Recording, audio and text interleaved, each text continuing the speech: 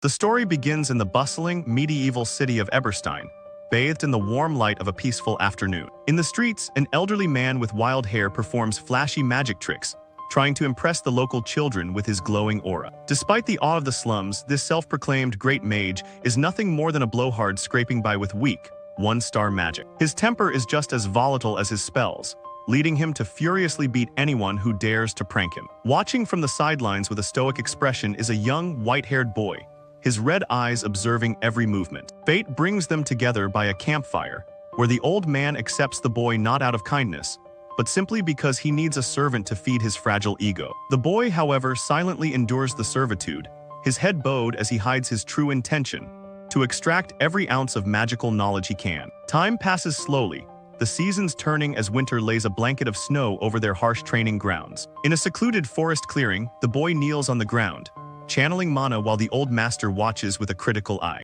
A blue aura erupts around the boy's body, his concentration intense as he forces the energy to manifest. The old man watches in disbelief, sweat forming on his brow as he realizes the kid has already grasped the flow of mana. Suddenly, the boy's eyes flare with crimson light, signaling a breakthrough far beyond his teacher's expectations. A powerful bolt of blue energy blasts forward, carving through the air and leaving the old mage stunned in its wake. As the dust settles, the master stares at the scorched tree, unable to comprehend the raw talent standing before him. His face twists with a mix of shock and jealousy, realizing this servant might already be surpassing him. Despite the tension, the boy continues his grueling routine, sweating under the summer sun while acting as the old man's personal attendant. Night falls over their campsite, marking the end of a year that saw the boy ascend to the rank of a one-star mage. Drunk on cheap booze, the old man starts his usual ramblings, flushed with alcohol as he complains about the unfairness of the world. He leans in close, spitting venom about how commoners like them will never breach the wall of the second-star rank,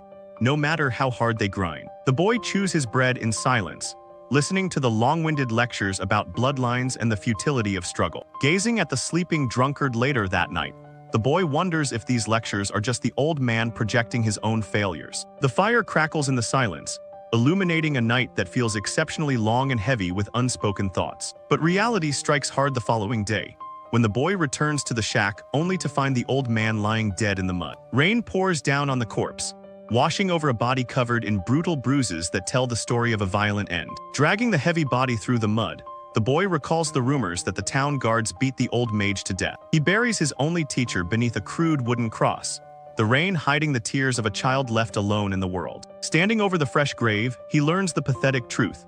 The old fool died trying to steal a second-star magic tome from a warehouse. Suddenly, a blue system window materializes in the rain, cutting through the boy's grief with a digital chime. The boy's red eyes sharpen with resolve, remembering the old man's ironic preachings about cooperation while staring at the screen. The interface confirms he has mastered the basics, a feat made possible only because he possesses the memories of a life from another world. 4 years pass in the blink of an eye, and the city of Eberstein continues its bustling life under the protection of stone walls. A new figure enters the boy's life, Keisha Flameheart, a woman with a sharp gaze and an air of undeniable authority. Once the mistress of a fallen viscounty, she is a highborn 3-star mage who now sells her skills to the highest bidder. Under her wing, the boy, now known as Derek, works as a mercenary, hiding his growing power behind the facade of a novice. In the quiet moments between jobs, Keisha acts as a true mentor, sharing the depth of knowledge that only a noble-born mage possesses. One evening, the warm glow of Belden's Tier Tavern offers a respite from their travels. Sitting across from him, Keisha speaks of the natural desire to climb higher,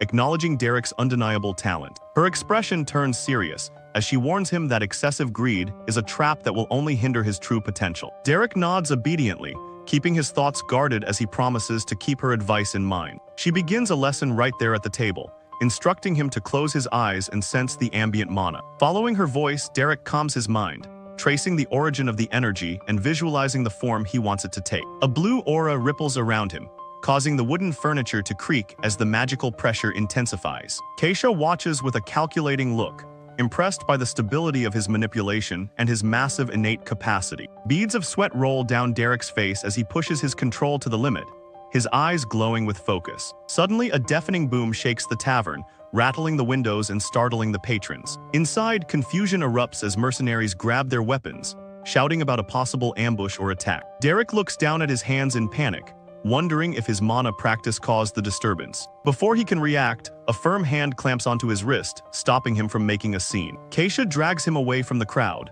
whispering a sharp command to stay silent and follow her immediately. As the other mercenaries rush around searching for the source of the explosion, Keisha and Derek casually slip out the back. They hurry down a narrow alleyway, the sounds of the chaotic tavern fading behind them. Derek, still confused by the sudden exit, calls out to his master for an explanation. Keisha stops and glances back, the setting sun casting long shadows over her serious expression. Derek freezes, sensing the gravity of the moment as he waits for her verdict. She explains that nobles are fiercely protective of their privileges, and magic is the greatest privilege of all. Looming over him, she emphasizes that innate power is considered a blessing meant only for the nobility, not commoners. She reveals that for a commoner to reach the 3-star rank is a miracle, yet he has just performed a feat that defies logic. The explosion everyone heard was actually a 2nd-star illusion spell called Auditory Hallucination, which he cast unknowingly. At that moment, a blue system screen confirms the impossible.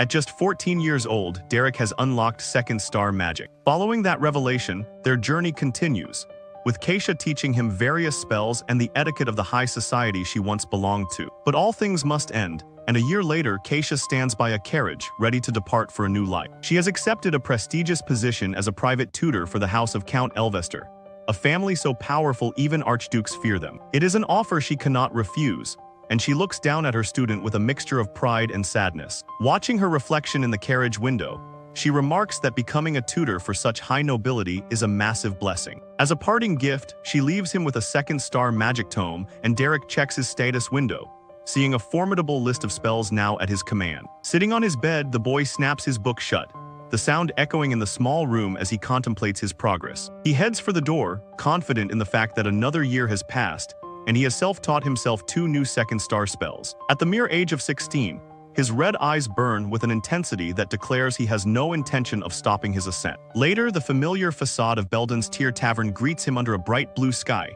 signaling the start of another workday. Inside, the burly mercenary Jaden slams his hands on the counter, towering over the boy as he prepares to share some big news. Jaden grins wildly, announcing a direct commission from the prestigious house of Archduke Duplain, a name that carries immense weight. Derek frowns, his suspicion immediately aroused by the idea of such a powerful family contacting a ragtag group like them. Ignoring the skepticism, Jaden fantasizes about the reward, his eyes practically turning into gold coins at the thought of noble wealth. He grabs the boy by the collar, shaking him while insisting that this connection is their golden ticket to a better life. Pulling away from the aggressive grip, Derek asks the only question that matters: what the job actually entails. Jaden leans in, downplaying the task as merely thinning out some monsters on the outskirts of the Archduchy. Rubbing his chin, the young mage senses a trap, wondering why an archduke would hire mercenaries for such grunt work. Deciding it's not worth the risk, he turns to leave, causing Jaden to panic and shout after him in desperation. Derek glances back coldly,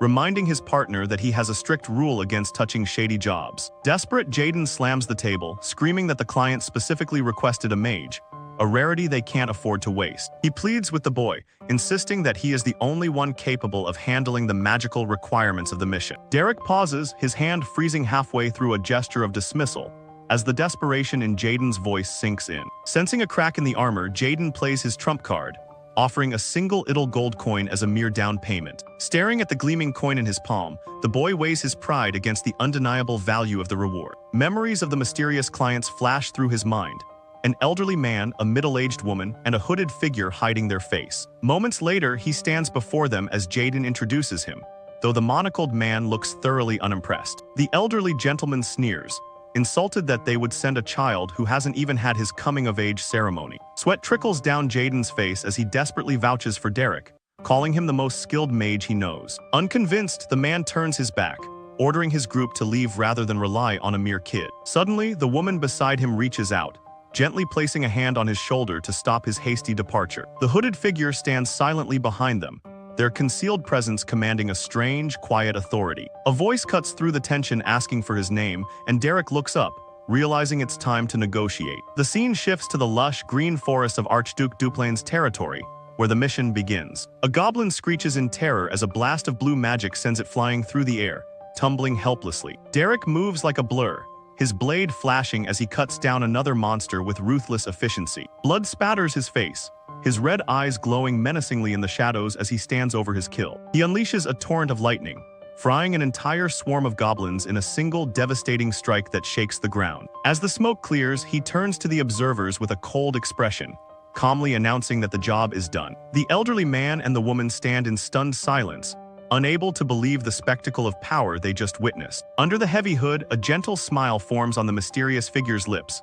pleased by the boy's performance. Night falls over the city, and the warm lights of the tavern flicker in the darkness as the team regroups. Inside, Peline screams in Derek's face, furious that he would lower himself to be a noble S-dog. She jumps onto the table, shaking Jaden by the collar while the young mage sits silently, enduring her rant. Jaden interrupts her with a smug grin, asking if she even knows how much the job pays before she judges them. She pauses, skeptically guessing it might be a single silver coin, expecting a pittance. The mercenary leader closes his eyes and shakes his head, savoring the moment before dropping the truth. When he reveals it's a gold coin, Peline's eyes sparkle, and she screams in pure, unadulterated avarice. Her dignity vanishes instantly as she begs to crawl between noble legs too, ignoring Jaden's attempts to shut her up. Sometime later, she lies passed out on the table, drooling in a drunken stupor after celebrating the windfall. Derek swirls his drink, noting that while the clients have deep pockets, their first impression was terrible. His expression darkens as he reveals to Jaden that all three of them were lying about their identities. Jaden looks up from his drink, surprised by the sudden accusation and the boy's sharp instincts. Derek explains that a noble's dispatcher requires youth and grace, qualities the stiff, elderly man clearly lacked. He recalls the woman's hands, which were far too soft and pristine for someone claiming to be a manual laborer. His gaze sharpens as he mentions the apprentice inspector, seeing right through their clumsy disguises. Jaden shrugs it off, reminding him that mercenaries shouldn't dig too deep as long as the gold is real. The young mage nods slowly, deciding to keep his observations to himself for the sake of the job. Jaden places a hand on the boy's shoulder, reinforcing that in the wild, survival is the only thing that counts. The sun rises on the following day, illuminating the majestic mountains of the Archduke's domain. The group stands amidst the goblin corpses, the area now completely cleared of threats thanks to Derek. The elderly man nods in approval, his demeanor shifting as he prepares to settle the remaining balance. Jaden laughs triumphantly, patting Derek's head while holding 2 gold coins, but the boy pushes him away in annoyance. A polite cough interrupts their celebration, drawing their attention back to the client who has more to say. The man adjusts his monocle, stating he has taken a liking to Derek's skills and has a new proposal. Jaden grins greedily while pushing the boy forward, as Derek looks on in confusion at the sudden offer. The offer drops like a bombshell, a staggering 15 gold coins authorized by the Archduke's estate. The man leans in closer, his gaze intense as he asks if they are willing to accept such a fortune. Without a moment's hesitation, Derek stares back and gives a firm yes. A carriage rattles down a country road, carrying them toward their high-paying destiny. They arrive at the sprawling Duplain mansion, a massive architectural marvel of white stone that dominates the landscape. Jaden whistles in admiration as they walk through the gates, dwarfed by the sheer scale of the estate. The elderly man stops to introduce himself properly, finally shedding his previous cover. He reveals that he is Delon, the head butler of the Duplain estate, apologizing for the earlier deception. Jaden starts sweating nervously, realizing he's been casual with one of the most powerful servants in the land. The woman smiles warmly,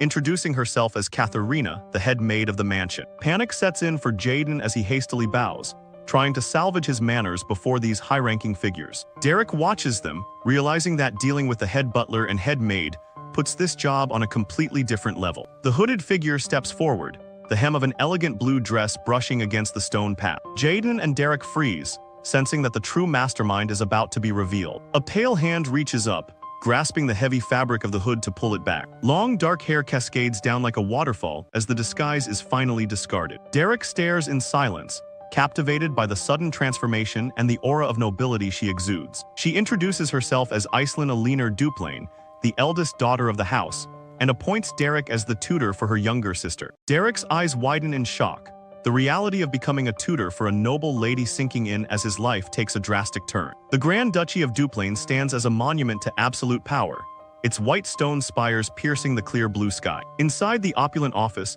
the silence is shattered as Rhaeg slams his hand on the desk, demanding his father's attention while Valerian sits quietly nearby. Grand Duke Duplain continues his work unmoved, prompting Valerian to coldly instruct his brother to conduct himself with dignity. But Rhaeg is past the point of reason, dragging a weeping maid by her hair while screaming that Diella has gone too far this time. Valerian watches the scene with a frosty gaze, ordering Rhaeg to lower his voice and respect their father's presence. Rhaeg ignores him, ranting that over 10 servants quit last month alone because of Diella's violent and uncontrollable tantrums. He leans over the desk, his face twisted in anger as he asks the Grand Duke how long he plans to turn a blind eye to that thug. Losing his patience, Valerian slams his hand on the armrest and stands up, shouting Rhaeg's name to silence the disrespect. His eyes are cold as ice as he commands his brother to stop this disgraceful behavior and leave the room immediately. Rhaeg grinds his teeth, his jaw clenching in humiliation as he realizes he's being dismissed like a petulant child. He mutters a final insult,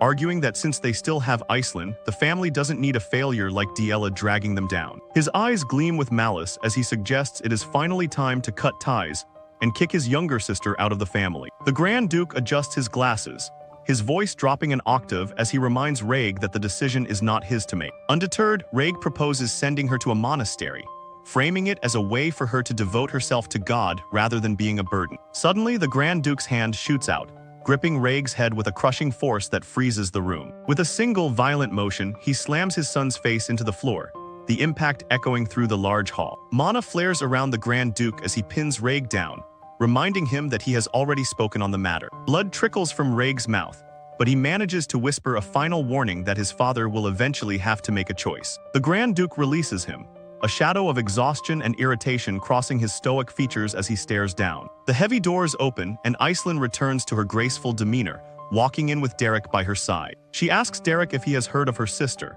and he nods, recalling seeing Lady Diella's name in the family registry. Iceland's smile falters slightly as she admits that Diella is kept hidden from the public eye for a specific reason. As they walk down the corridor, they run into Valerian, who is calmly escorting the injured Rhaeg away from the office. Iceland stops in her tracks, calling out Valerian's name in surprise as she didn't expect to see him there. Valerian smiles warmly, acting as if nothing happened as he asks Iceland how her time in Eberstein has been. She regains her composure and replies politely with a smile, thanking him for his care during her absence. Valerian then gestures to Rhaeg's bruised face, excusing himself by saying his brother is hurt and that they will catch up later. With the hallway clear, Iceland leads Derek into the office, introducing him proudly to her father as the tutor she recruited. The Grand Duke looks over his spectacles, his sharp eyes analyzing the boy with a mix of curiosity and skepticism. Sensing the need for a private conversation, Iceland excuses herself, leaving Derek alone with the intimidating head of the house. Derek turns to follow,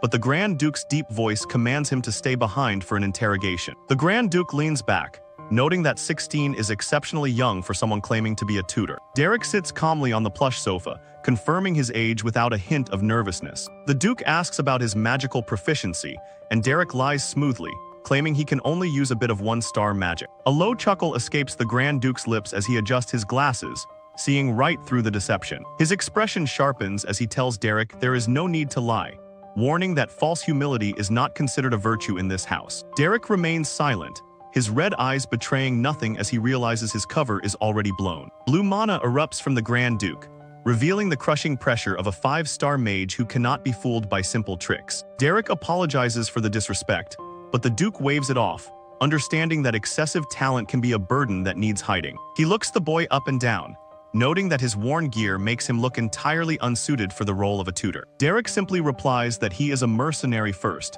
and his attire reflects his reality. The Grand Duke sighs, deciding to trust his daughter's judgment, and grants Derek permission to enter the annex where Diella lives. As Derek stands to leave, the Duke stops him with one final, lingering question. He waits for the boy to speak, his gaze intense as he seeks to understand the mercenary's true motivation. Derek explains that as a mercenary, once he takes a commission, it is his absolute duty to see it through to the end. He restates the mission parameters: to teach Lady Diella magic so she may enter high society as a proper noble. The Grand Duke frowns, asking why the boy feels the need to spell out the obvious terms of the contract. Derek's expression hardens as he reveals that he has an earnest request to make of the Grand Duke in return. The Duke raises an eyebrow, surprised that a hired hand would dare ask for favors this early. The scene shifts to a quiet tea room flashback, where Jaden is questioning Iceland about why she chose Derek specifically. He argues that prestigious tutors would line up for this job, and a commoner will struggle to navigate the complex world of nobility. Iceland looks down at her hands,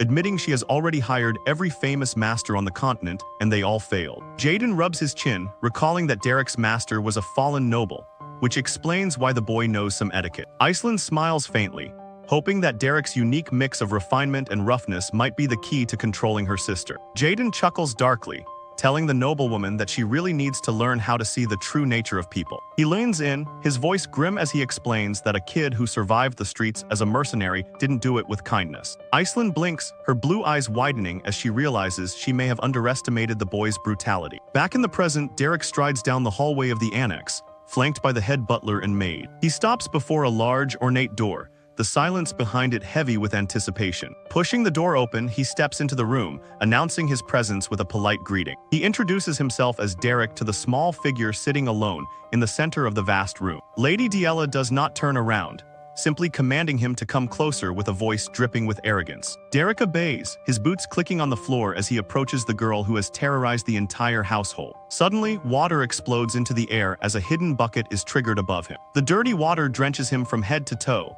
dripping from his white hair and soaking into his clothes. Diella stands on her chair, laughing cruelly as she mocks him, saying she thought a sewer rat had scurried in. She looks down at him with disdain, questioning if this wet dog is really the mercenary the steward spoke of. She pours the remaining dregs of the bucket over him, taunting him by asking if the filth brings back memories of his hometown. Derek stands motionless, water dripping from his chin as he endures the humiliation in silence. Diella tosses the bucket aside, sighing that she ran out of water and finding his lack of reaction boring. Slowly, Derek raises his head, his crimson eyes locking onto hers with a predator's intensity. Diella flinches, her arrogance wavering for a split second as she meets his terrifying gaze. Regaining her composure, she lashes out, kicking him in the chest while screaming at him for daring to look her in the eye. Derek drops to one knee, not from pain, but to bring himself to her level as she towers over him with childish fury. She draws her foot back for another strike, muttering curses under her breath. Wrinkling her nose in disgust, she covers her face,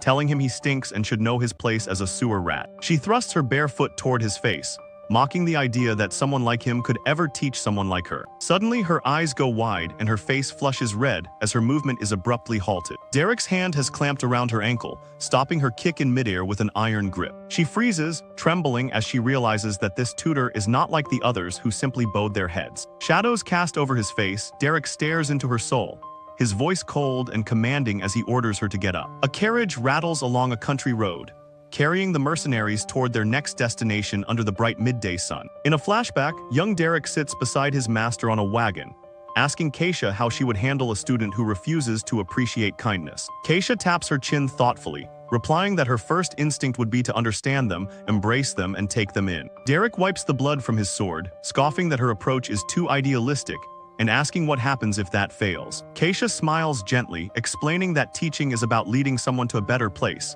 but if words fail, there is another way. Her expression darkens into a sinister glare as she taps her temple, revealing the ultimate solution, carving fear into their very soul. Back in the present, Diella touches her cheek in disbelief, her face flushing with humiliation after being struck. Derek stands over her with a cold, commanding presence, ordering her to treat others with respect and to get up immediately. Enraged, Diella lunges at him, throwing a clumsy punch while screaming at the audacity of a lowborn touching her. She shouts in his face, demanding to know how he dares to lay a hand on a noble of her standing. A sharp slap echoes through the room as Derek strikes her again, silencing her outburst instantly. His red eyes glow with intimidation, as he calmly states that he won't make her say things twice either. Diella stares back, her mind unable to process the situation, a look of pure shock plastered on her face. She turns and screams for the Grand Steward, accusing the lowborn of assaulting a young lady. The door bursts open and Delon rushes in, panic written all over his face as he sees the chaotic scene. He yells at Derek, horrified that a mercenary would dare strike the Grand Duke's daughter. Unfazed, Derek holds up a document stamped with the ducal seal,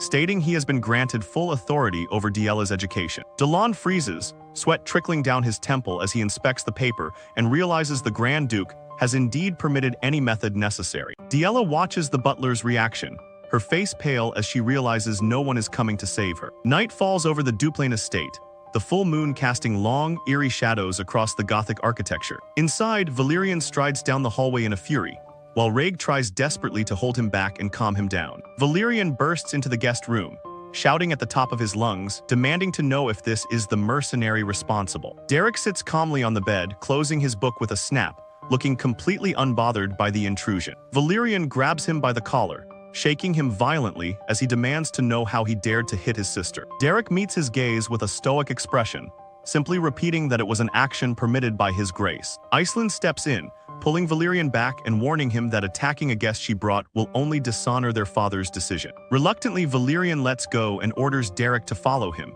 while dismissively telling Raig to stay out of it. Raig puts a hand on Derek's shoulder, whispering with a fake smile that Diella needed a beating anyway and assuring him Valerian won't kill him. As they walk away, Raig watches with a sneer, muttering about why his brother bothers protecting such a hopeless failure. Valerian leads Derek to a large, darkened room, inviting him inside with a solemn voice. He explains that this was Diella's room when she lived in the main house, preserved exactly as it was before her exile. Derek walks over to an easel, examining an unfinished painting of a landscape that sits gathering dust. Valerian looks at the art with a nostalgic smile, recalling how Diella used to love drawing and would shyly ask him to look at her work. His expression turns sad as he notes that she never finished anything, always leaving blank spaces on the canvas. Derek apologizes for the earlier commotion, but Valerian waves it off, admitting he let his emotions get the better of him. Derek looks around the room filled with art supplies, asking why he was brought here. Valerian explains he wanted to show that Diella wasn't always a monster.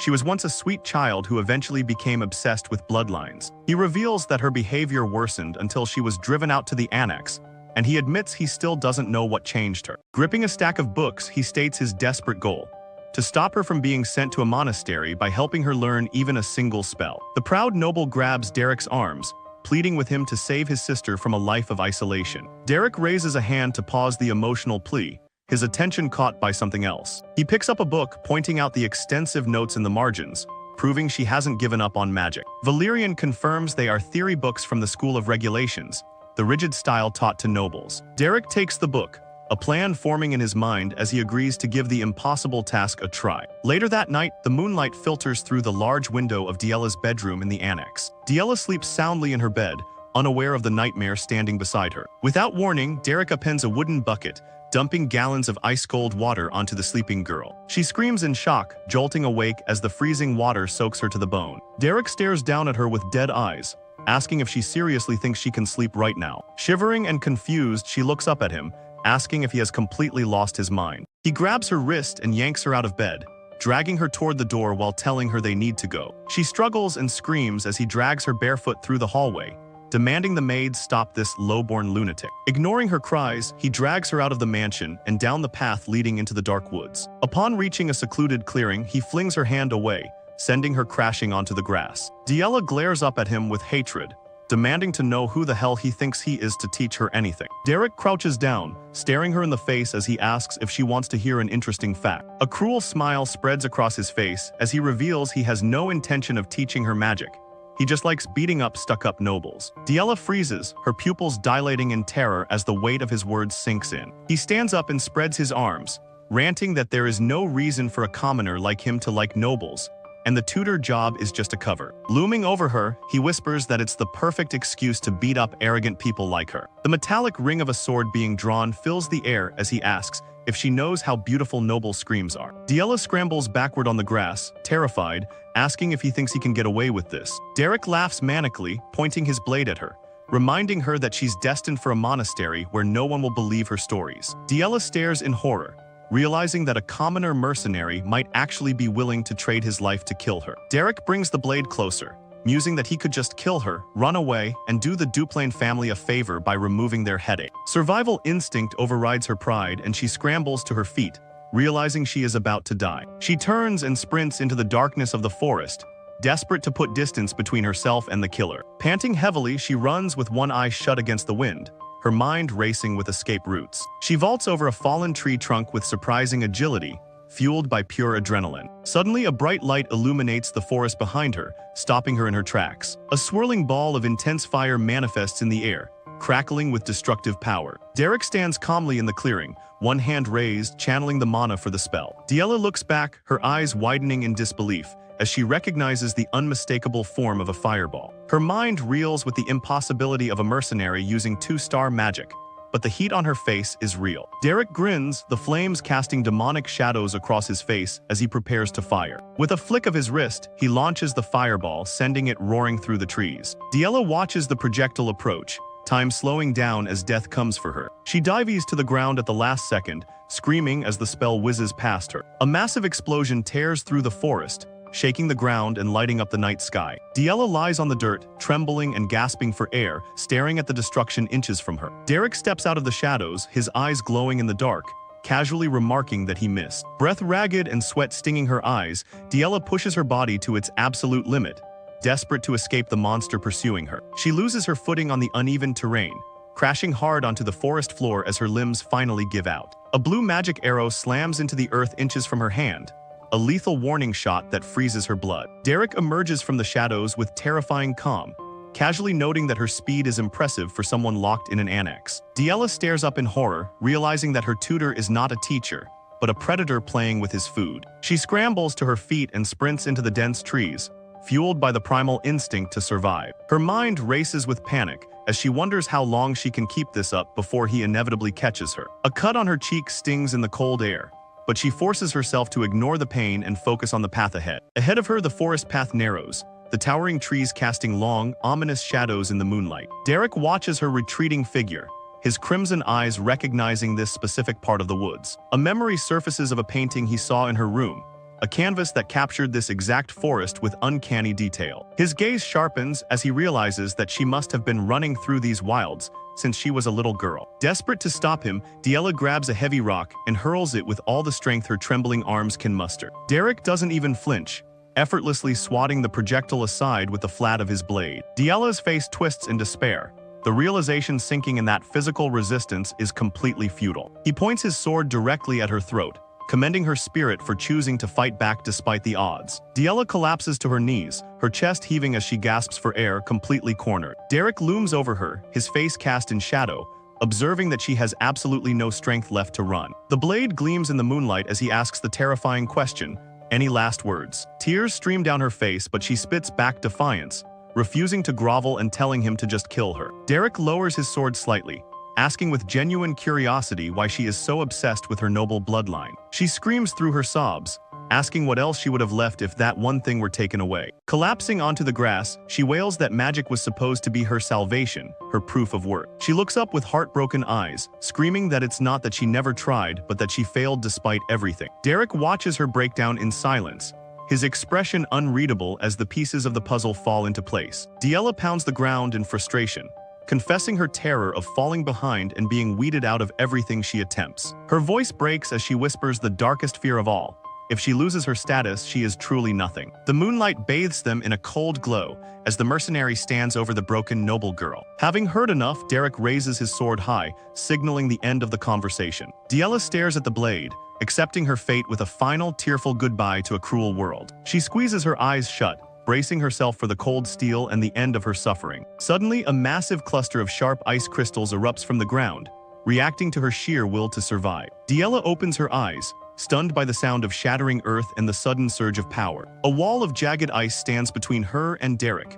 a defensive barrier manifested in the blink of an eye. She stares at her own hands in disbelief, trembling as she realizes she just performed magic. The ice shatters as Derek steps through it unharmed, placing a hand on his chest and bowing respectfully. Yahello looks up, her tears drying on her cheeks as confusion replaces her fear. Derek smiles gently, explaining that while it wasn't a formal spell, she successfully manifested mana. The adrenaline crash hits her instantly, and she coughs, her body reeling from the magical exertion. She lets out a wail of mixed relief and lingering terror, the emotions of the night finally spilling over. Derek kneels beside her, explaining that she belongs to the School of the Wild, a style based on instinct rather than theory. He begins bandaging her scraped leg, noting that trying to learn via the rigid school of regulations was why she failed. Yahello listens intently, realizing she wasn't untalented, she was just forcing herself into a method that didn't fit. She looks at him with wide eyes, asking how a mercenary could possibly know such deep magical theory. Derek reveals the secret lies in her drawings, where she unconsciously captured the flow of mana she felt in nature. He explains that mages with her temperament usually sense mana in the wild at a young age, just as she did. Finishing the bandage, he tells her that she should be able to walk now, judging the injury to be minor. He turns to leave, tossing back a promise that starting tomorrow, he will teach her how to manifest mana properly. Diella calls out his name, her voice hesitant but lacking the venom it held before. Blushing slightly and looking away, she manages to stammer a quiet thank you for the lesson. Derek simply tells her to follow, and they walk back toward the estate under the peaceful night sky. On the way, Derek mentions her sunset painting, asking if she was the one who created it. Diella denies it, claiming she never finished it, but Derek insists it was a beautiful masterpiece that was indeed complete. The next morning, the sun streams through the large window of Diella's room, signaling a new beginning. Diella wakes up in her soft bed, momentarily confused before the memories of the night rush back. She holds up her hand, trying to recall the sensation of the ice magic, seeing faint sparks of blue mana. Gritting her teeth, she realizes that doing it consciously is much harder than doing it out of survival instinct. A maid approaches the door, carrying a heavy wooden bucket of water for the morning routine. The maid enters without knocking, startling Diella, who is still lost in concentration. Water sloshes out of the bucket, splashing onto the floor and soaking the hem of Diella's nightgown. The cold liquid stains the white fabric, a mistake that would usually result in a violent tantrum. The maid turns pale, stammering a terrified apology, fully expecting to be struck or screamed at. Diella's eyes narrow as she looks down, the tension in the room spiking instantly. The maid drops to her knees, begging for forgiveness and pleading for her life over a simple accident. Diella simply steps around her, telling the servant to watch where she is going in a calm, flat voice. The maid is left kneeling in shock, wondering why she isn't being beaten or yelled at. Later in the hallway, the servants gossip in hushed tones, marveling at the sudden change in the young lady's temperament. Meanwhile, Derek is enjoying a peaceful slumber, sleeping in late after the chaotic night. His rest is rudely interrupted by Diella pounding on his door and shouting his name repeatedly. He rubs his eyes, groggy and annoyed,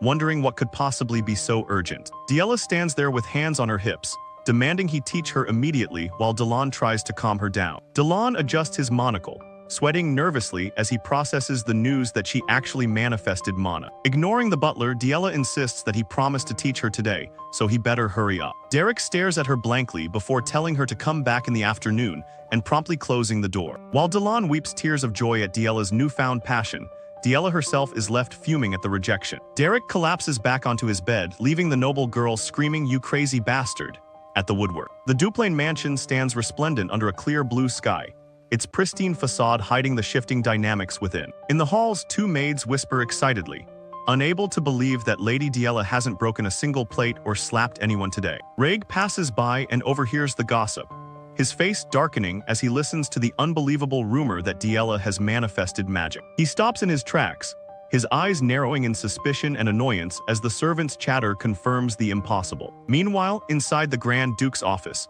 Valerian confirms to his father that Diella has indeed awakened her magical potential. The Grand Duke leans back in his chair, relief washing over his stern features as he processes the unexpected good news. Reg, sitting opposite his brother, tries to downplay the achievement, arguing that they shouldn't jump to conclusions just yet. Valerian stands up and cuts him off sharply, scolding him for his negativity and insisting he should be praising his sister instead. Reg persists with a scowl, reminding their father of Diella's past behavior, and suggesting that this small victory shouldn't cancel her exile. The Grand Duke continues his paperwork in silence, effectively dismissing Reg's petty attempts to undermine Diella's progress. High above, the clouds drift lazily across the sun, marking the passage of time over the peaceful estate. In her room, Diella sits on the floor, hugging her knees and pouting like a child who has been unfairly scolded. Derek enters the room, placing his hands on his hips and asking with a slight smirk if she is sulking. She puffs out her cheeks, denying it childishly while claiming she is angry, though her posture says otherwise. Derek sighs, running a hand through his hair, telling her that acting spiteful won't change the reality of her training. He looks down at her curled-up form, explaining that there is a necessary order to learning magic that cannot be rushed. His eyes are calm but firm as he tells her that even if she keeps pouting, they can't skip the basics. Diella explodes, slamming her fist on the carpet and screaming that she isn't pouting, she's angry. Derek's expression turns shadowed and serious, as he warns her about the dangers of unchecked magic use. Diella freezes, looking up at him with hesitation as his tone shifts from teacher to survivor. He sits in a chair, explaining that just because she manifested mana doesn't mean she can control it, citing his own painful experiences. Diella stands up, mocking his stuffy lecture and mimicking his serious tone with childish sarcasm. Derek's eyes glow red as he leans in, asking if she would prefer a teaching method that isn't quite so stuffy. A terrifying aura surrounds him as images of the fireball incident flash through Diella's mind, silencing her instantly. She shudders, quickly backpedaling and telling him to forget she said anything, terrified of another practical lesson. Derek sits at the table, summoning blue mana into his hand to demonstrate the lesson for the day: manifestation. He explains that the School of the Wild relies on instinct and self-study, making it perfect for her. Yahello looks skeptical as he tells her she actually suits this wild, unstructured style quite well. He adds that her free-spirited nature and Duplain bloodline make her a natural genius for this type of magic. Yahello blushes, stunned to hear someone call her talented after years of being treated as a failure. Derek confirms it, pointing out that conjuring an ice wall on her first try is proof of overwhelming potential. Outside the window, a bird watches as Yahello demands to be called a genius, and Derek reluctantly agrees to feed her ego. Watching from the garden, Rhaeg glares through the window, his green eyes filled with jealousy at the sight of them bonding. He clicks his tongue in annoyance, furious that the sister he despised is now receiving praise and attention. The sun rises on the next day, illuminating the grand architecture of the Duplain estate. Yahello practices diligently in the hallway, though she struggles to control the direction of her magic as Derek watches. Over breakfast, she excitedly shows Derek a small blue flame she managed to imbue with cold,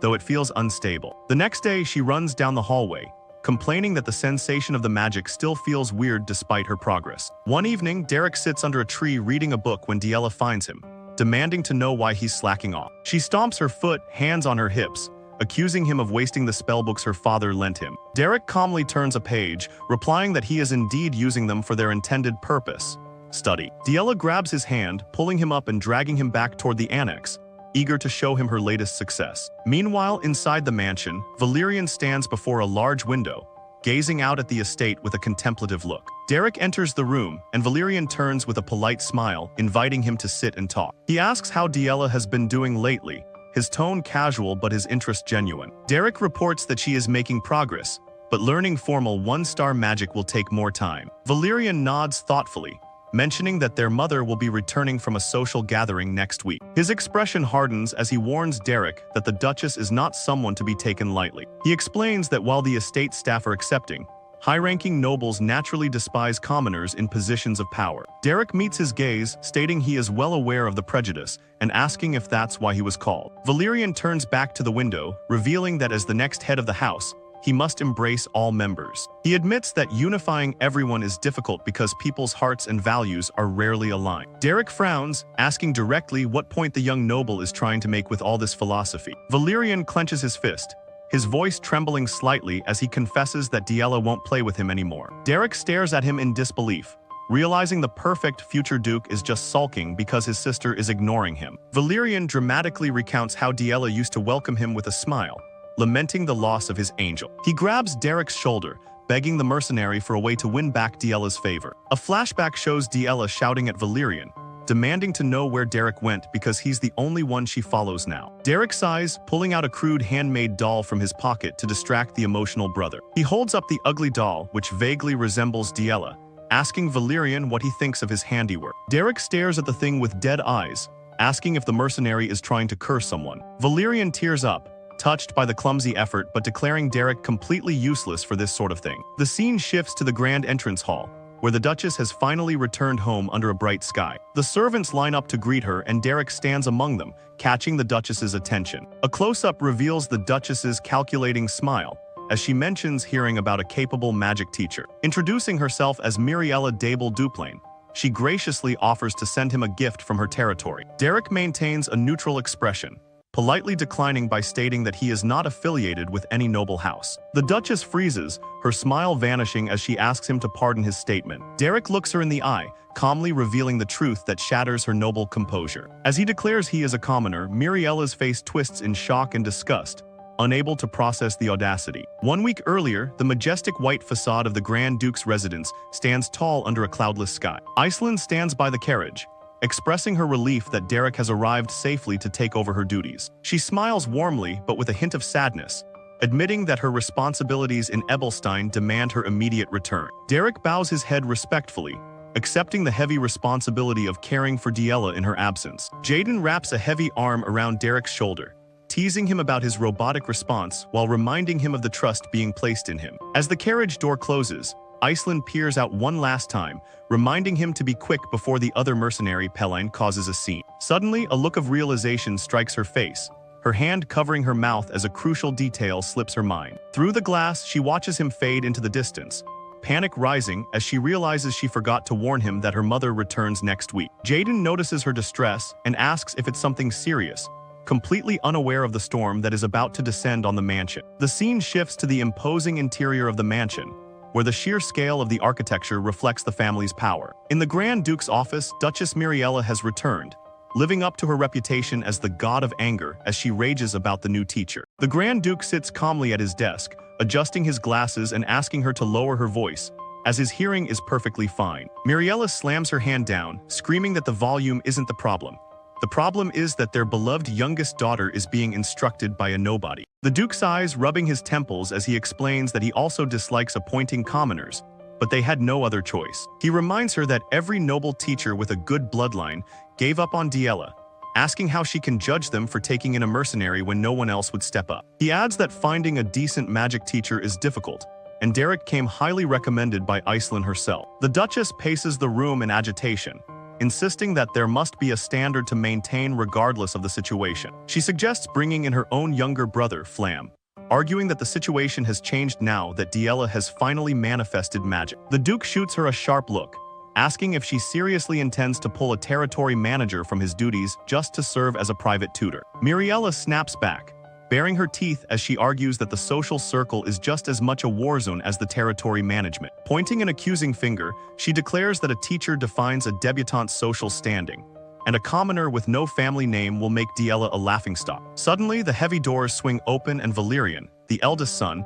enters the room to mediate the escalating argument. The Duchess turns her sharp gaze on her son, ordering him to step aside as this is not a matter they can simply let slide. However, Rhaeg steps forward from behind Valerian, siding with his mother and asking if she isn't absolutely right about the disgrace. The Duchess looks at Rhaeg with approval, glad to have an ally in her crusade against the commoner teacher. Rhaeg walks deeper into the room, arguing that a commoner teaching a noble is abnormal, but if the man has true skill, it might be acceptable. He proposes a ruthless solution.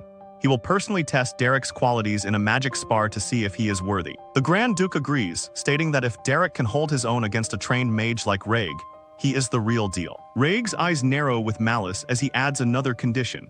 They should also test Diella herself to verify her results. He suggests that if Derek is truly an excellent teacher, then his student must have achieved results that can be proven in combat. Valerian looks at his brother with confusion and concern, realizing Rhaeg is targeting Diella directly. Rhaeg presses the issue, stating he will personally spar with Diella to verify her growth. The Grand Duke strokes his beard, considering the proposal while Rhaeg smiles, hiding his cruel intentions. Later in the hallway, Valerian drags Rhaeg along by the arm, walking with a purposeful stride away from the office. He spins Rhaeg around, shouting in disbelief that a magic spar between siblings is an insane idea. He questions Rhaeg's judgment, asking if he truly believes Diella has turned over a new leaf or if he has forgotten her past sins. Valerian looks at his brother with sad eyes, reminding him that despite everything, Diella is their only sister and their blood. Rhaeg scoffs, his face twisting in disgust as he repeats the word blood with venom. He screams that her blood is exactly what is bringing the house down, and her debut in high society will be the end of their reputation. Valerian stares at him coldly, asking if that is truly how he feels about his own sibling. Rhaeg turns away, stating that since Diella crossed the line first, the best thing for her is to be kept shut away in the annex forever. Valerian watches him leave, realizing that his brother's hatred runs far deeper than he imagined. The perspective shifts to Derek's room, where Rhaeg looms over him in spirit as the impending threat draws near. Diella bursts into the room, shouting Derek's name in a panic as she interrupts his reading. Derek looks up from his book, completely unbothered, asking why everyone is making so much noise so early in the morning. Diella stands before him, trembling, and delivers the ultimatum. If he loses this magic spar against her brother, he is fired. Derek holds a letter in his hand, calmly replying that he heard the news, noting that Rhaeg is a seasoned one-star mage. Diella screams at him, furious at his nonchalance, terrified that he doesn't understand the gravity of the situation. Derek cuts her off, stating simply that he is a mercenary who does the job he is hired to do and takes the pay that comes with it. He looks away, his voice devoid of emotion, adding that he has already been paid more than enough for his services. Diella freezes, her eyes widening in betrayal as she asks if he really means that he doesn't care what happens to her. 1 week later, the Duplain flag waves proudly against the sky, signaling the start of the Judgment Day. The grounds are prepared for the duel, the atmosphere heavy with anticipation and judgment. The Grand Duke leads the procession, flanked by the Duchess and Valerian looking regal and imposing. He spots Derek waiting in the arena, standing alone with his hand over his heart in a gesture of respect. Observing the mercenary closely, the Duke notes the lack of nervousness and wonders if it stems from confidence. Sitting on his throne-like chair, he decides that a man with such nerve in this situation is not someone they should cut loose easily. Rhaeg steps into the arena, his cloak billowing around him, mentally declaring that this won't be a simple spar. As he ascends the stairs, he vows to break Diella completely, making her regret her past down to her very bones. Back in the flashback, Diella stares at Derek, accusing him of indifference and believing he is ready to abandon her. Derek finally turns to her, explaining that her magic growth is on track, but she cannot use one-star magic immediately. He reveals the reason is simply because she was born with Duplain blood, confusing her with the sudden mention of her lineage. He reminds her that the School of the Wild focuses on self-study and instinct rather than rigid instruction. Diella bursts into tears, screaming in frustration and asking why he is saying that kind of thing right now. Derek remains silent for a moment, his profile sharp against the dim light of the room. Diella lowers her head, sniffling as she admits she knows she isn't a great student. Tears spill from her eyes as she confesses that despite everything, she wants to keep learning magic from him and no one else. Derek turns his back to her, looking out the window into the dark night, his expression unreadable. He admits he doesn't know the etiquette or rules for a noble's magic spar, having never participated in one. But he turns his head, his red eye glowing in the darkness, and offers to teach her how to win a real fight. Back in the present, the shadows of the past haunt Diella, manifesting as dark spirits mocking her for being a failure compared to her capable siblings. Diella stands in the center of the arena, tears welling in her eyes, but her gaze is fixed on Derek as she demands he make her win. The wind catches her red dress as she steps forward, leaving behind the identity of Rhaeg's victim. Derek watches her, his face serious, acknowledging that she is standing there solely as his student and a mage. The hood of her cloak falls back, revealing eyes burning with a determination that matches her teacher's. The flag of House Duplain flutters proudly in the wind, signaling the start of a battle that will determine Diella's fate. In the training arena, the siblings stand on opposite ends of the platform, the tension palpable under the bright sky. Delon, acting as the referee, clears his throat to silence the crowd and announce the regulations of the duel. He holds up a pocket watch, explaining that they will follow the high-rank mage rules of the Ebelstein-Kelbrim Salon. As the two combatants lock eyes, the air grows heavy with anticipation, waiting for the signal to begin. Watching from the sidelines, Derek cynically notes that nobles fight using expensive protective accessories to avoid real injury. The moment the duel starts, Rhaeg wastes no time, immediately chanting a spell as green mana swirls violently around him. Wind gathers in his palm, forming a concentrated vortex of energy meant to end this match in seconds. His expression is cold and dismissive as he apologizes in advance, intending to send his sister back to the annex immediately. With a shout, he unleashes a razor-sharp wind blade, aiming directly at the girl in the red hood. The green energy slashes through the air, closing the distance between them at a frightening speed. Diella moves instinctively, her red cloak fluttering as she barely dodges the incoming attack. Rhaeg's eyes widen in shock, unable to believe that his usually clumsy sister managed to evade his spell. Frustrated, he pivots and fires another volley, determined to crush her before she gains any confidence. Another wind blade tears across the arena, but Diella throws herself to the floor, narrowly avoiding the strike. Derek observes her movements critically, noting that while she handles the magic well, her combat inexperience is causing her to burn mana too fast. Suddenly, a massive structure of ice erupts from the ground, intercepting Rhaeg's next attack with a deafening crash. Diella stands behind her creation, panting heavily as she uses raw manifestation to create a physical barrier. Rhaeg scoffs at the sight, realizing she isn't using a proper spell but merely brute-forcing her mana into a solid form. He raises his hand high, summoning multiple orbs of wind energy to overwhelm her crude defense with superior firepower. His face twists with arrogance as he challenges her to block a bombardment that attacks from multiple angles. The wind orbs slam into the ice wall, chipping away at the frozen barrier while Diella cowers behind it. A memory surfaces in Diella's mind, recalling Derek's lesson about how mercenaries fight differently from nobles. He had taught her that on the battlefield, concepts like fair and square are useless virtues that lead to death. In the flashback, Derek stares into her soul, asking if she is truly prepared to do whatever it takes to win. Diella screams her answer in the present, her determination hardening as she accepts the ruthless path to victory. Green energy swirls around the arena as Rhaeg prepares to flank her, confident that she is trapped. Diella's eyes sharpen, scanning the environment for an opening just as her teacher instructed. A cold blue light illuminates her face as she realizes that talent alone won't save her.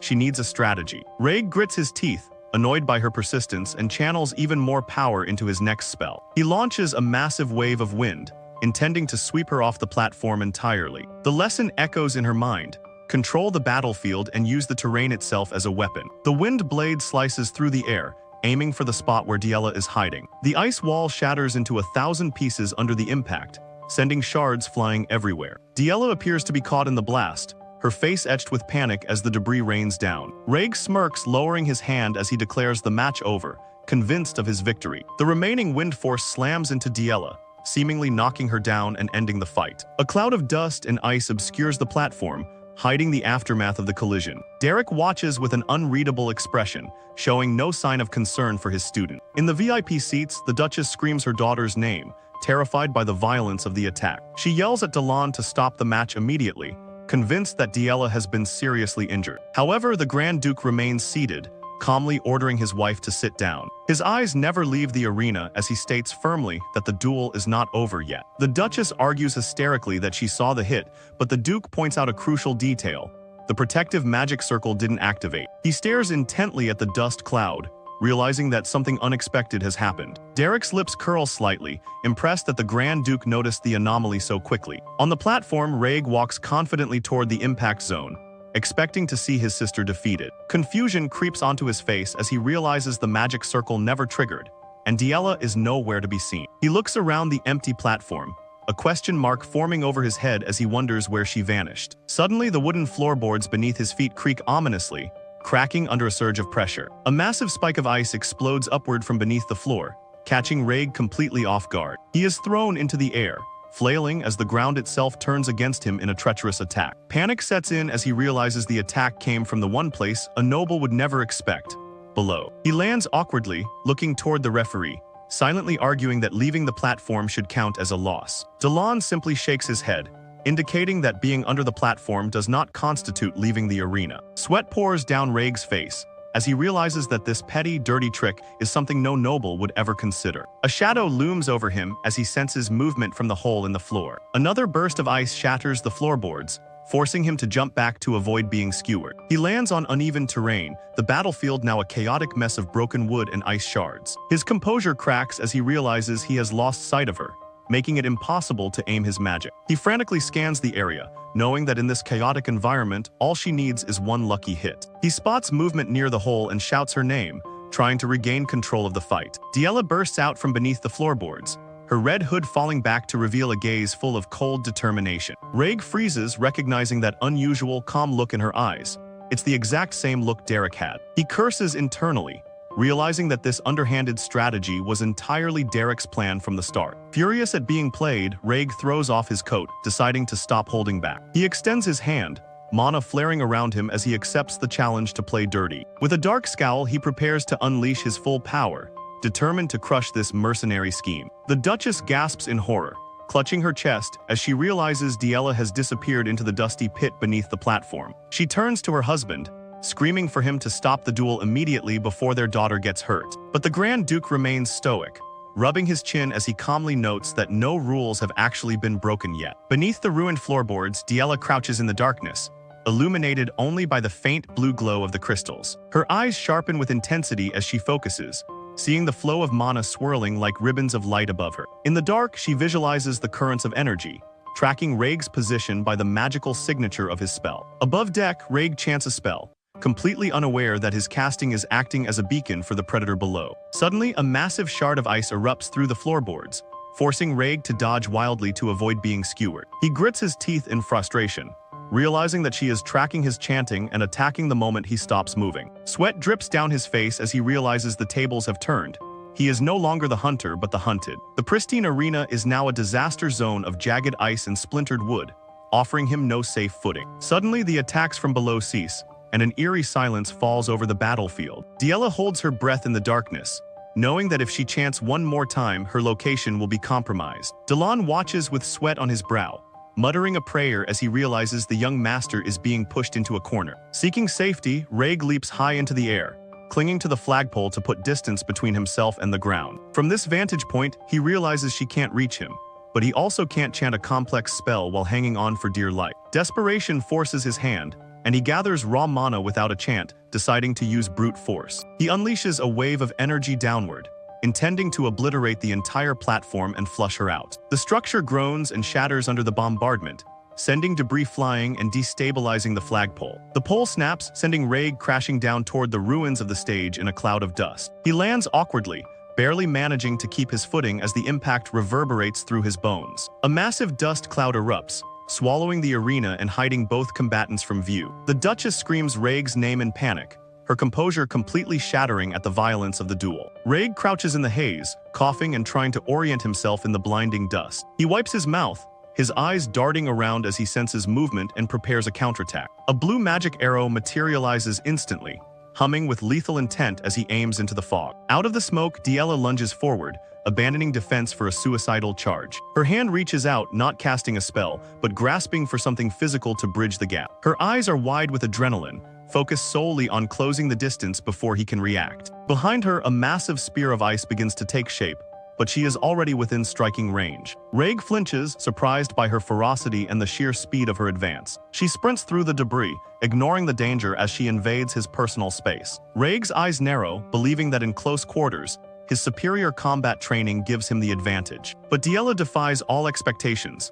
leaping onto his chest and driving her boot into him with all her weight. Rhaeg gasps in pain, his composure shattering as he stares up at his sister's ferocious expression. She remembers Derek's teaching: you must ruthlessly exploit the split second your opponent drops their guard. Seizing that moment, she grabs a handful of sand from the rubble. She hurls the grit directly into his eyes, blinding him instantly with a dirty street tactic. Rhaeg groans in pain, instinctively shielding his face as he realizes he's fighting a street brawl, not a duel. Stumbling backward, he curses in frustration, frantically trying to clear his eyes while vulnerable. Through the tears and dust, he glares at her, wondering if she's run out of mana and resorted to tantrums. Regaining his footing, Rhaeg decides to end this farce, marching forward with grim determination. He vows to meet her head-on, not as a superior mage, but with everything he has as her brother. Yahello stands her ground, watching him approach as the wind whips around her red dress. She clutches her head, feeling the residue of magic in the air and recalling Derek's lesson. His voice echoes in her mind: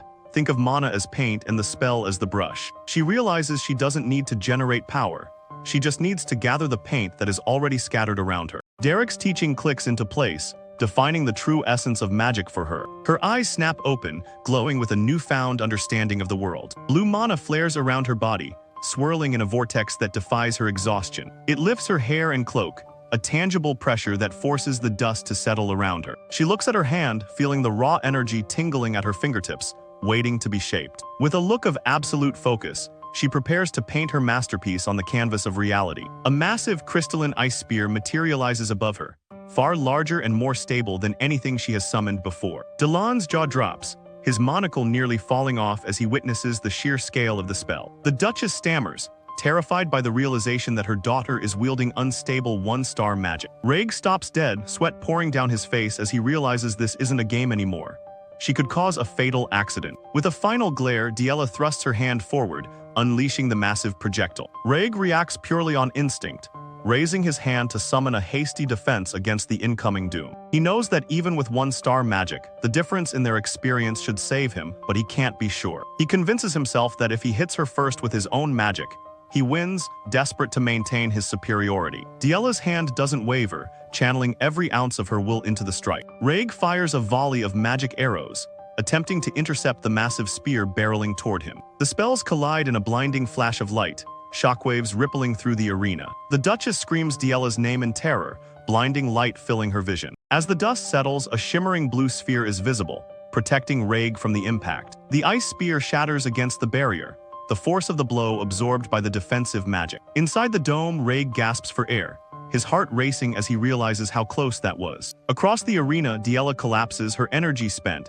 blood dripping from her forehead as consciousness fades. Yahello stands panting on the ruined platform, her face battered and bruised, struggling to catch her breath after the intense duel. The blue barrier protecting Rhaeg fades away into mist, leaving the two siblings standing amidst the wreckage of their battle. Rhaeg kneels on the cracked floorboards, sweat dripping from his chin as he recovers from the shock of almost being defeated. Derek looks on with a calm but attentive gaze, assessing the results of his student's desperate gamble. Overwhelmed by the realization of her defeat, Yahello bursts into tears, her face contorted with the frustration of losing. In the VIP seats, the Duchess clutches the Duke's arm, screaming in horror and demanding to know what on earth this vulgar display is. Diella stands alone in the center of the arena, wiping her eyes with dirty hands, looking small and fragile in her tattered red dress. The Grand Duke ignores his wife's shouting and fixes his gaze on Rhaeg, reminded of a similar fire he saw years ago. In a memory from the past, a young Rhaeg stands proudly in silver armor,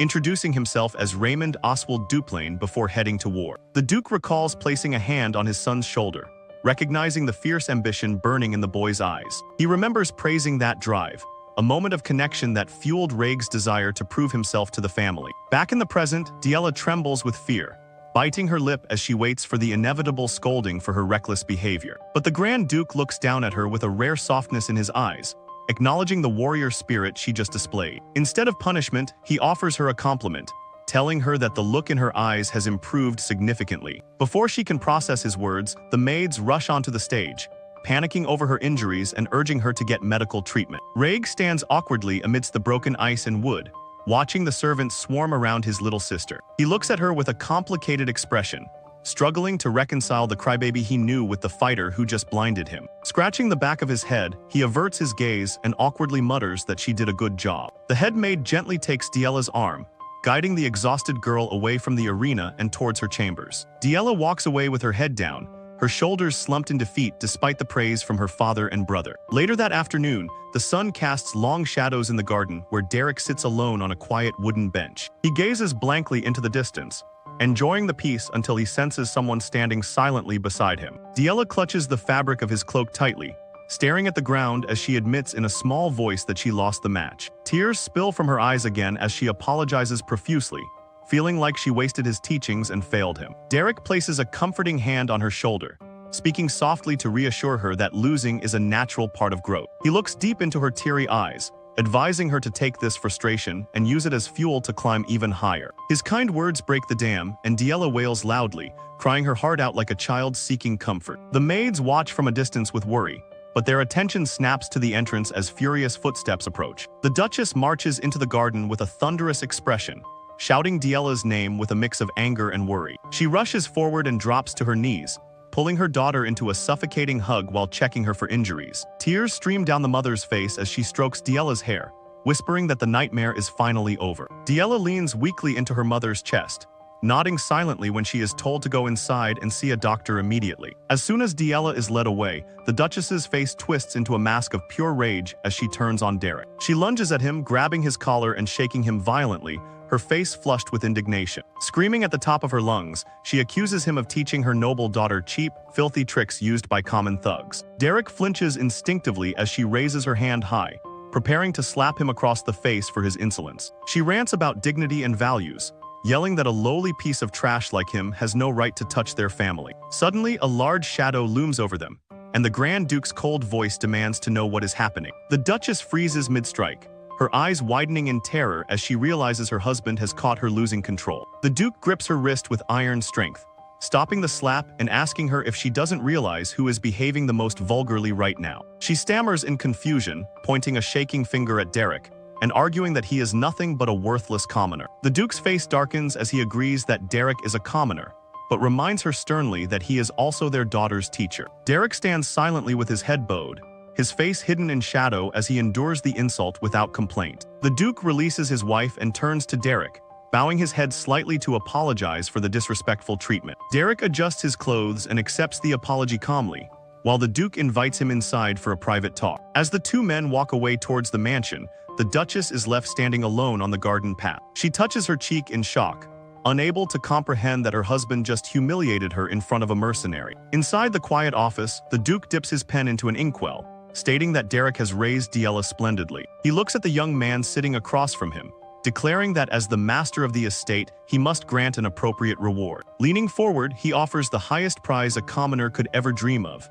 access to the forbidden knowledge of 3-star magic. Derek's eyes glow with intense hunger as he accepts the offer without a second of hesitation, his ambition fully ignited. Inside the grand library of the Duplain estate, Derek walks through the towering shelves, surrounded by the smell of old parchment. He opens a grimoire, his red eyes scanning the complex magical circles and theories inscribed within. A look of genuine impression crosses his face as he assesses the quality of the collection. While many mages spend their lives searching for a 2-star spellbook, this library is filled with 3-star masterpieces. He clutches the book, realizing this vast collection is reason enough to stay in this household for a long time. Suddenly, Diella strikes a proud pose in the middle of the room, clearing her throat to declare she is now a 1-star mage. Derek flips a page casually, teasing her by saying that since she used it once, he guesses it counts. Diella slams her hands on the table, outraged that her teacher isn't heaping praise upon her for her achievement. Derek sighs, observing that she seems to have fully recovered her energy over the last 3 days. He teases her again, reminding her that she looked very different when she was crying her eyes out in the forest. Diella blushes furiously, crossing her arms and looking away, claiming it was just dust in her eyes. Her expression softens into a pout as she grumbles that her father should have told her the truth sooner. Derek closes his book, deciding it's time to stop teasing and start the actual lesson. Diella looks up with a smile, asking what he means by her quick growth. He explains that it is uncommon to use 1-star magic so soon after manifestation. Excited, she points to the air, suggesting they start with magic arrow or wind blade. She recalls the ice spear with glee, confident that with practice, she could even hit Ray. But Derek shuts her down, stating they will practice manifestation, causing her to whine loudly. Derek looks away, explaining that while there are many reasons, basics are what matter most. He turns back, simplifying it by saying it all comes down to mana control. Diella puffs her cheeks out, disappointed that she got excited for nothing. Derek notices her staring at him and asks if there is something on his face. Diella looks away, stammering that she is just surprised to see him speaking so obediently. Derek crosses his arms, asking what she takes him for, claiming he has respected her words from the start. A flashback plays in Diella's mind, remembering the time he dumped a bucket of dirty water over her. In the present, she glares at the floor, muttering that he poured filth on her twice. Derek averts his gaze, simply replying that it is indeed hard to forget. He laughs loudly, changing the subject by commenting on how great the weather is for practice. Under the moonlight, the training continues late into the night, the estate silent and peaceful. Diella lies exhausted on the grass, panting heavily, while Derek watches over her. He stands above her, casually mentioning that he heard she's going to get busier. She sits up weakly, admitting she heard the news about her schedule filling up. She clutches her head, listing the etiquette and general education classes starting next week. Derek smiles, telling her it's a good thing, as receiving a noble education means she is accepted. Diella looks up with teary eyes, asking if he really thinks she should be happy about studying boring subjects. Derek looks away, thinking about Iceland, who endured it all to become the flower of Duplain. Diella hugs her knees under the stars, whispering that she just wants to study magic. Derek crouches beside her, asking if there is anyone left in the house who would dare kick her out. Diella looks at him seriously, stating that while her father acknowledged her, her mother hasn't. She grabs his arm, worried that the Duchess wants to drive him out to protect her dignity. Derek listens silently, his expression unreadable as he processes her concern. Diella looks down, admitting that even she knows their training method is far from dignified. Derek stands up, telling her that silencing the Duchess isn't as difficult as she thinks. Diella looks up in confusion, wondering what kind of plan he has in mind. The scene shifts to the next day, showing the grand exterior of the Duplain mansion. Inside, the Duchess walks down the hallway, her face pinched with worry and disdain. In her imagination, she sees a demonic version of Derek grinning while holding a sword. Her delusion continues, picturing Derek teaching Diella how to be a bandit with hostages. She hallucinates her daughter carrying a wild boar and laughing like a maniac. The vision of Diella the Destroyer, cackling wildly, makes the Duchess shudder in horror. She stops at the door, steeling herself to assert her authority as the mistress of the estate. She clutches her head, vowing to find a way to stop this degradation of her house. Suddenly, the door opens and Diella steps out wearing a beautiful blue dress. The Duchess freezes, surprised by the radiant smile and the graceful curtsy her daughter performs. Tears well up in the Duchess's eyes as she remembers how sweet Diella used to be. Diella greets her mother warmly, asking if she rested well last night with perfect manners. The Duchess is stunned, her mouth hanging open as this is not the wild child she expected. Diella apologizes for not visiting sooner, explaining that she was recovering from her injuries. The Duchess stammers, completely thrown off balance by this sudden maturity. Diella bows gracefully, excusing herself because her general education schedule is tight. The Duchess awkwardly asks about the etiquette lessons, trying to regain her footing. Diella beams, thanking her mother for the consideration and saying she looks forward to them. The Duchess can only nod blankly, telling her to hurry along so she isn't late. In the courtyard, the maids watch in awe as Diella walks calmly, not running or shouting. Suddenly, a clumsy maid drops a pile of wooden planks right in Diella's path. Instead of raging, Diella smiles gently, asking the maid if she is hurt. From the balcony, the Duchess watches the scene, unable to comprehend the miracle she just witnessed. In the wealthy noble district of Ebelstein, a large angel statue stands peacefully under the bright blue sky. At a luxurious tea party, a noble lady remarks that Iceland looked very worried during their last gathering. Iceland touches her lips in genuine surprise, asking if her inner anxiety was really that obvious to everyone. Elent smiles across the table, noting that Iceland looks much more relieved now that her troubles seem resolved. She mentions a strange rumor that Iceland went outside the noble district recently, acting concerned about her safety. Iceland laughs softly, explaining that she was busy finding a suitable magic teacher for her sister Diella. The ladies exchange shocked glances, wondering what kind of teacher would make a high-ranking duplane go in person. Denise adjusts her glasses, asking if this is for the younger sister who was kept hidden away for so long. Iceland nods, proudly stating that Diella has become so proper and polite that she is hardly recognizable. She adds that Diella has even manifested one-star magic, which has inspired Iceland to work harder herself. Denise pauses her writing, finding it very strange that Iceland is suddenly boasting about her problematic sister. Iceland confirms that the teacher has no noble status,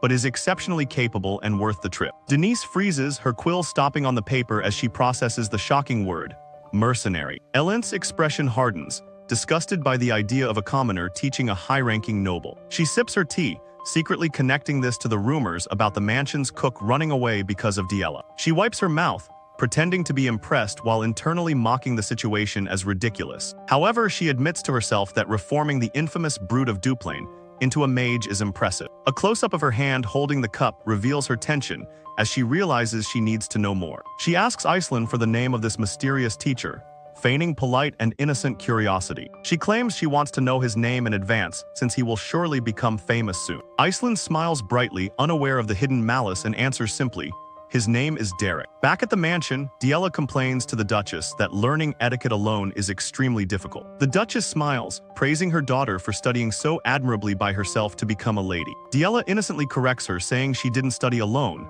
Derek taught her everything she knows. She giggles happily, insisting that she can do all of this only thanks to Derek's guidance. The Duchess forces a strained smile, her eyebrow twitching in irritation at the mention of that name. Stepping into the hallway, the Duchess clutches her chest, furious that Derek is the only thing Diella talks about. She glares at the floor, sweating with anxiety, determining that she must find a way to remove this commoner. Outside in the garden, a maid whispers to the gardener about how kind and gentle Lady Diella has become. The gardener laughs, agreeing that her mood and personality have improved drastically in just a few weeks. Delon rubs his chin thoughtfully, noting that Diella's new demeanor strongly resembles Lady Iceland's elegance. The Duchess overhears them from the shadows, gritting her teeth as she realizes Diella is gaining true dignity. Later that night, Derek rests on the grass, panting and exhausted from his own intense training session. He wipes sweat from his chin, looking back as a shadow falls over him in the moonlight. Reg approaches with an awkward wave, asking if he is interrupting the training. Derek turns around, denying the interruption and asking what brings the noble heir here at this hour. Reg sits down beside him on the log, saying he wanted to talk a bit about Diella. He notices the book in Derek's hand and asks in surprise if that is a 3-star spellbook. Reg looks at him in disbelief, shocked that his father lent such a valuable treasure to a mercenary. Derek explains that the level is hard for him right now, but studying ahead does no harm. The Grand Duke's words echo in Reg's mind, confirming that his father sees Derek as a true mage. Reg nods, genuinely impressed by the mercenary's dedication to magic despite his low status. Derek cuts to the chase, asking what specific business Reg has regarding Diella. Reg blushes and looks away, asking awkwardly what teenage girls like these days. He suggests embroidering a doll that looks like her, hoping she might like it as a gift. Derek stares at him with dead eyes, immediately shutting down the creepy idea with a firm absolutely not. Reg laughs nervously, agreeing that it probably isn't a desirable gift after all. They stand up to leave as the night air grows cooler around them. Reg turns his back,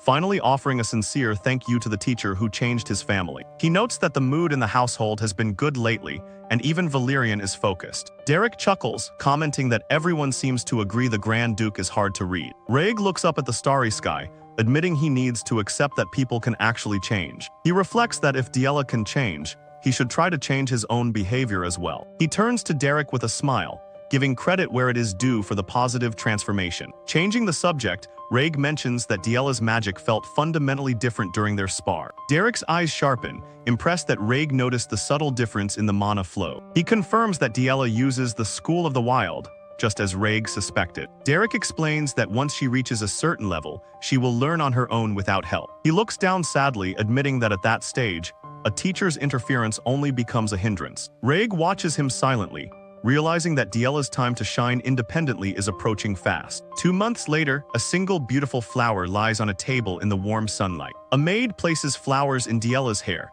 commenting on how prettily they bloomed in the garden. Diella smells the flower, smiling as she feels that spring has finally arrived in her life. She looks out the window, reflecting on how comfortable she has become with magic and the servants. A genuine smile lights up her face as she thinks that all of this happiness is thanks to Derek. The maid asks why she looks so happy, guessing it must be a magic lesson day. Diella picks up a leftover flower, deciding to bring it to Derek as a gift of gratitude. But when she arrives at the room, the flower drops from her hand as she freezes in shock. Tears well up in her eyes as she asks Derek what he means by his last words. Inside the room, Derek sits with his bags packed, refusing to look at her directly. He looks up with cold, final eyes, stating that there is nothing left for him to teach her. The flower lies abandoned on the floor, symbolizing the abrupt and painful end of their time together. Derek explains to the Grand Duke that Diella is a rare natural talent who belongs to the School of the Wild. Looking down at his hands, he realizes that staying any longer might actually hinder her growth instead of helping it. The powerful noble listens in silence, accepting that the commoner's role in this mansion has finally come to an end. Standing by the window, the Duke admits that many things in his household have changed for the better thanks to Derek. A rare moment of vulnerability strikes as the father confesses he hasn't been there for his daughter while managing the territory. Turning slightly toward his guest, he asks the young mage exactly when he plans on making his final departure. Derek replies calmly, stating his intention to leave with Lady Iceline when she returns to the commercial district. From a high angle, we see the young man offering to return the library key that granted him so much forbidden knowledge. The Grand Duke remains stoic and commanding, demanding that the key be handed over immediately without further delay. Staring at his heavy book bag, Derek processes the finality of the situation as his contract officially closes. With a cold flick of his hand, the Duke gives the mercenary final permission to leave the office for good. A heavy silence fills the room while the young mage prepares to step back into the dangerous world he came from. Bowing respectfully one last time, the protagonist turns his back on the seat of power he once influenced. Walking through the grand, quiet hallways, he reflects on the 2 months that transformed Diella into a true mage. Suddenly, Diella blocks his path, her voice filled with frustration at his sudden decision to vanish without a word. The young lady stares him down with a serious expression, her eyes searching for any reason to make him stay. Derek maintains his usual composure, telling her that the life of a mercenary is calling him back to the slums. Looking up with a heartbroken and desperate expression, she asks in a small voice if he could simply choose to stay. He explains that his journey requires more study and a return to the rough lifestyle he knows best. Deeply hurt by his blunt honesty, Diella bows her head as she struggles to accept the reality of the situation. Derek offers a small ray of hope, promising they will meet again when she makes her debut in Ebelstein. Frustrated by his calm logic, the girl snaps back that he is incredibly annoying before she turns away in a huff. That night, the full moon shines over the silent Duplain mansion, masking the emotional turmoil hidden inside. Tossing and turning in her sleep, Diella is gripped by a cold sweat and a sudden, overwhelming sense of distress. Dark silhouettes from her past haunt her dreams, whispering cruel words about her being a useless and incompetent child. The memory of being called a shame to the Duplain name brings the young girl to tears even while she sleeps. Screaming out in absolute terror, she bolts upright in bed, her eyes wide with the lingering fear of her nightmare. Panting heavily, Diella clutches her head and realizes that the voices of her past still have a terrifying hold on her. Startled by the sudden noise, a worried maid rushes into the room to check on her young mistress. The servant asks what happened, her face pale from hearing such a desperate shout in the middle of the night. Narrowing her eyes, Diella remains silent as a dangerous and manipulative thought begins to form in her mind. She briefly considers going back to her old, violent tantrums, just to give Derek a reason to stay and fix her. Sitting in the shadows, the girl realizes that being a failure might be the only way to keep her teacher nearby. The maid repeats her question, desperate to know if the young lady is feeling unwell or needs a doctor. Confused by the long silence, the servant watches her mistress with growing concern and uncertainty. Diella forces a bright, beautiful smile, hiding her dark thoughts while concluding that being useless won't truly make her valuable. The sun rises over the massive estate the next morning, marking the official day of the final farewell. Outside the mansion, the carriage is packed and ready, with Lady Iceline waiting inside for Derek to join her. Smiling warmly, Iceline tells the young man to say his goodbyes because they need to depart for the city soon. The Duplain siblings gather on the terrace, watching the commoner who managed to do the impossible for their sister. Valerian steps forward to speak, asking if Derek is truly set on returning to the slums and the mercenary life. Even Reg looks on with a bit of newfound respect, as the eldest brother thanks the teacher for all his hard work. Bowing his head, Derek acknowledges their kind words, showing a rare moment of humble gratitude toward the nobles. Standing to the side with her arms crossed, Yahello watches the interaction with a stubborn and classic pout. She snaps at Derek the moment he looks her way, her voice sharp and filled with fake irritation to hide her sadness. Acting like she doesn't care at all, the girl claims she isn't a child who would ever beg someone to stay. A soft, genuine smile finally crosses Derek's face as he tells her it was truly an honor to be her teacher. Smirking with pride, Yahello declares that she will tell everyone he was the one who trained the great Lady Duplain. Her face turns bright red as she tells him not to do anything pointlessly dangerous or get himself hurt while away. With a final burst of confidence, she insists that she is practically an adult now and can take care of herself. Staring deep into her eyes, Derek is suddenly reminded of a very similar moment from his own distant past. A memory flashes back to a younger version of himself, standing tall and claiming he could handle the world alone. He remembers the warm, loving embrace of a woman who once looked after him before his life became a battle. Snapping back to the present, he looks at the young girl who still has so much of her life left to live. Reaching out, Derek gently pats Yahello's head and tells her she doesn't need to rush into adulthood so early. Turning away before the moment becomes too emotional, the mercenary begins walking toward the waiting carriage. His expression remains focused on the path ahead, but he silently acknowledges the strong bond they've built. Yahello waves her hand frantically, her eyes filling with tears as she shouts a final promise to see him again soon. Standing tall against the sky, she watches the carriage pull away, holding on to the hope of their future meeting. Crying and smiling at the same time, the young mage feels a sense of freedom and purpose she never had before. Days later, the scene shifts to the bustling and gritty streets of the Ebelstein commercial district. In a dark alleyway, a group of thugs is busy beating a victim, until a familiar hooded figure appears in the light. A young girl's voice rings out in excitement as she recognizes the white-haired mage entering the fray. Derek looks up with a calm, confident smirk, ready to start the next chapter of his life back in the shadows. Back in the slums of Ebelstein, a worn wooden sign swinging in the breeze identifies the local tavern as Belden's Tier. Derek sits at the counter while Belden pours a glass of honey wine, a sweet drink usually reserved for the high-ranking nobility. Peline leans on her hand and wonders aloud if the young man grew even paler after spending so much time living like a pampered lord. The tavern owner scoffs, admitting he thought the nobles had lost their minds when he first heard they hired a mercenary as a magic teacher. Taking a calm sip from his wooden mug, Derek simply states that he didn't do anything special and just finished his work. Peline rolls her eyes at his refined way of speaking, jokingly asking if it would kill him to drop the act and talk normally again. The blonde girl shouts in frustration, complaining about the absolute hell she went through working solo while he was away on his mission. Belden leans over the counter with a curious glint in his eye, asking if the prestigious House Duplain at least paid him a decent salary. Looking away from his friends, the protagonist mentions that he received something far more valuable than a bag of gold coins. He places a heavy, leather-bound book on the table, instantly making his companions believe it's a rare and expensive 2-star spellbook. Derek corrects them with a stoic expression, revealing that the volume in his hands is actually a legendary 3-star grimoire. Both Peline and Belden freak out, with the tavern owner accusing him of theft while the girl wonders where she can steal one for herself. The young mage stays perfectly calm amidst the chaos, explaining that the Grand Duke personally handed it to him as a final reward. Peline grabs him by the collar and screams, demanding to know if the Duke's family is currently looking for a skilled archery instructor as well. As the night goes on, a single candle flickers on the table, signaling the passage of time as the tavern finally begins to settle down. Derek keeps his eyes glued to the complex pages of his new book, while asking Belden if any interesting requests have come in lately. He admits that he feels like he's lost his combat edge and wants to take on a light mission, such as a simple monster subjugation. Belden chuckles at the thought of a genius mage being rusty, noting that there is always a massive shortage of mages in their line of work. Ready to return to the fray, the protagonist decides that he wants to start his next job as soon as tomorrow morning. The next day, the sun shines brightly as Derek and Peline travel down a dirt road in the back of a creaking wooden carriage. Suddenly, a massive, club-wielding ogre charges at them, forcing Peline to draw her bow and scream as the beast gets dangerously close. Seconds later, the threat is neutralized, and the duo stands triumphantly atop the corpse of the monster they just brought down. Deep inside a dark cavern,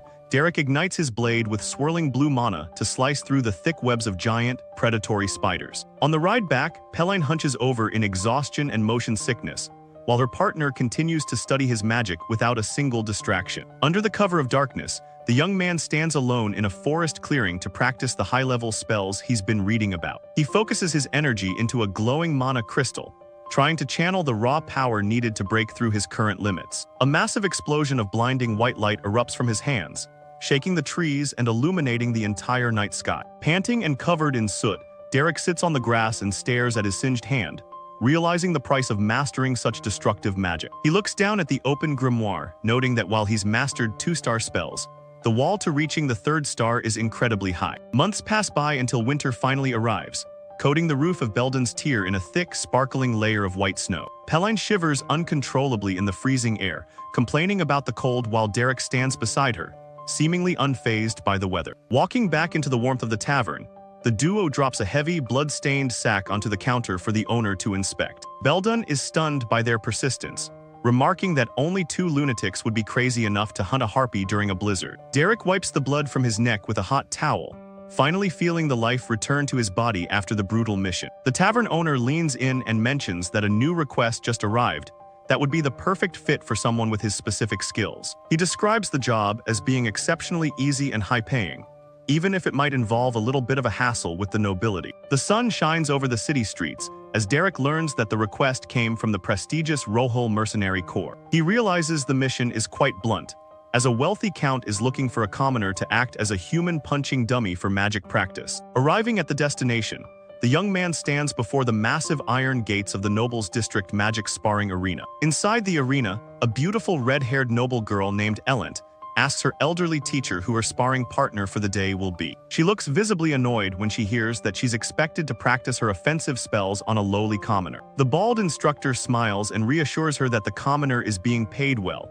so she can attack him as much as she wants. Elent scoffs at the arrangement, muttering about how typical it is for arrogant nobles to treat people like expendable tools. Walking away with a confident stride, she boasts to her teacher that she will soon reach 2-star status, widening the gap between them. In the locker room area, Derek sits quietly on a bench while he prepares himself for the upcoming session. He pulls on his gloves and tightens his boots, his face showing the same calm focus he had during his mercenary missions. Suddenly, the red-haired girl appears before him with her arms crossed, looking down at him with a gaze full of curiosity. Derek stands up and offers a polite bow, introducing himself by name to the noble lady standing in front of him. Elent studies his face intensely, admitting that his name sounds strangely familiar as if she's heard it somewhere before. The instructor leads them toward the center of the arena, silently wondering why such a young-looking boy was sent for this job. Reaching the sparring ground, the girl begins to stretch her arms, her ponytail swaying as she prepares to unleash her magic. She looks back at Derek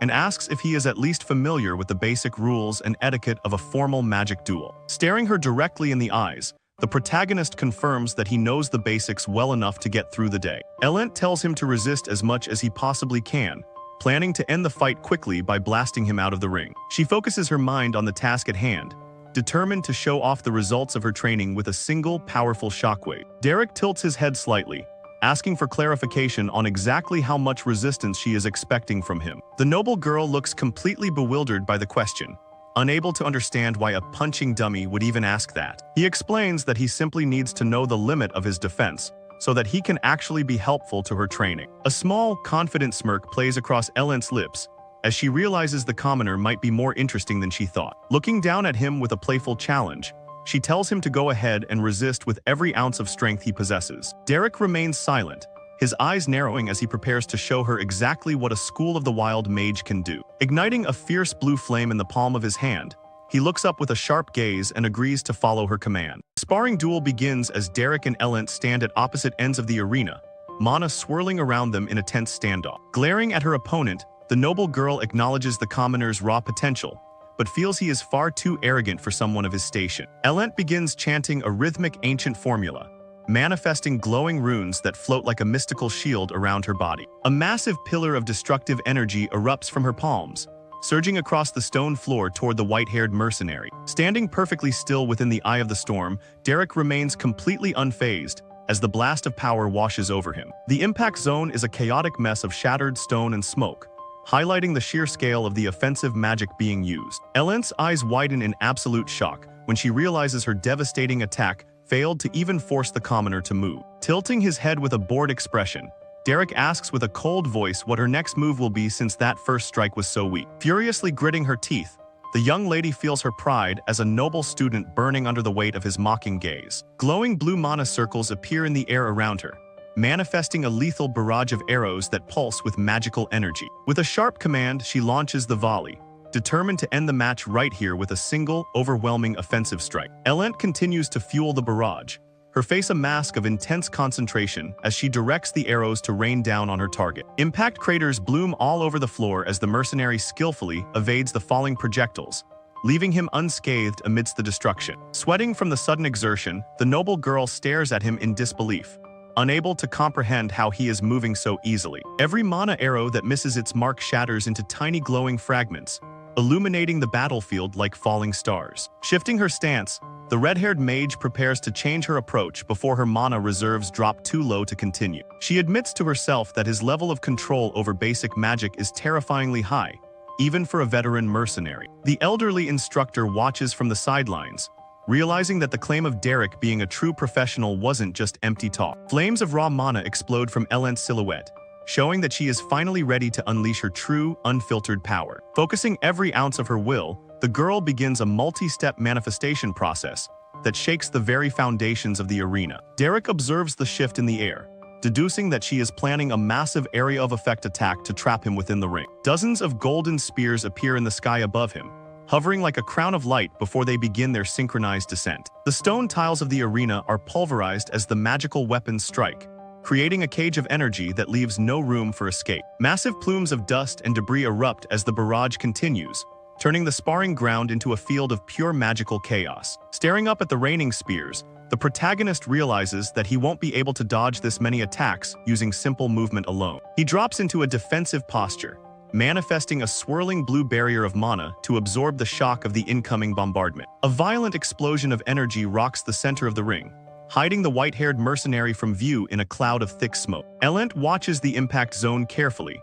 her heart pounding as she waits for the dust to settle and reveal the results. Emerging from the wreckage with a calm and focused gaze, Derek proves once again that his defenses are practically unbreakable. A sudden flash of blue light glints in his red eyes as he prepares to transition from a defensive stance to a counterattack. Lunging forward with a sharp cry, the noble girl attempts to strike him at point-blank range with a manifested ice spear. Derek analyzes the situation in a split second, realizing that dodging or deploying a new shield at this range is impossible. He decides to gamble on an unconventional move, snapping his fingers to ignite a specialized trigger within his swirling mana. A blinding burst of white light explodes between them, turning the entire arena into a void of pure white brilliance. Clutching her eyes in agony, Elent screams as her vision is completely stolen from her by the sudden, overwhelming flash. The noble girl stumbles blindly across the stone floor, her heart racing as she realizes she is completely vulnerable to his next move. Gritting her teeth, she scans the darkness for any sound of movement, but the battlefield has fallen into an eerie, terrifying silence. Dark shadows loom over the young mage as she stands alone in a mental void, her confidence replaced by a sense of impending doom. A lethal needle of mana whistles past her neck, missing her by a hair's breadth and highlighting the deadly precision of her opponent. Surprise turns to fear when she realizes she didn't hear the projectile coming at all, proving her senses have been compromised. Derek moves through the darkness like a ghost, his presence completely masked by the specialized wild magic he learned in the slums. Another invisible strike narrowly grazes her cheek, forcing the red-haired girl to flinch in terror from the unseen threat. The mercenary explains with a cold voice that he is using a delusion-type magic, designed to make all sound simply disappear. The realization hits her hard.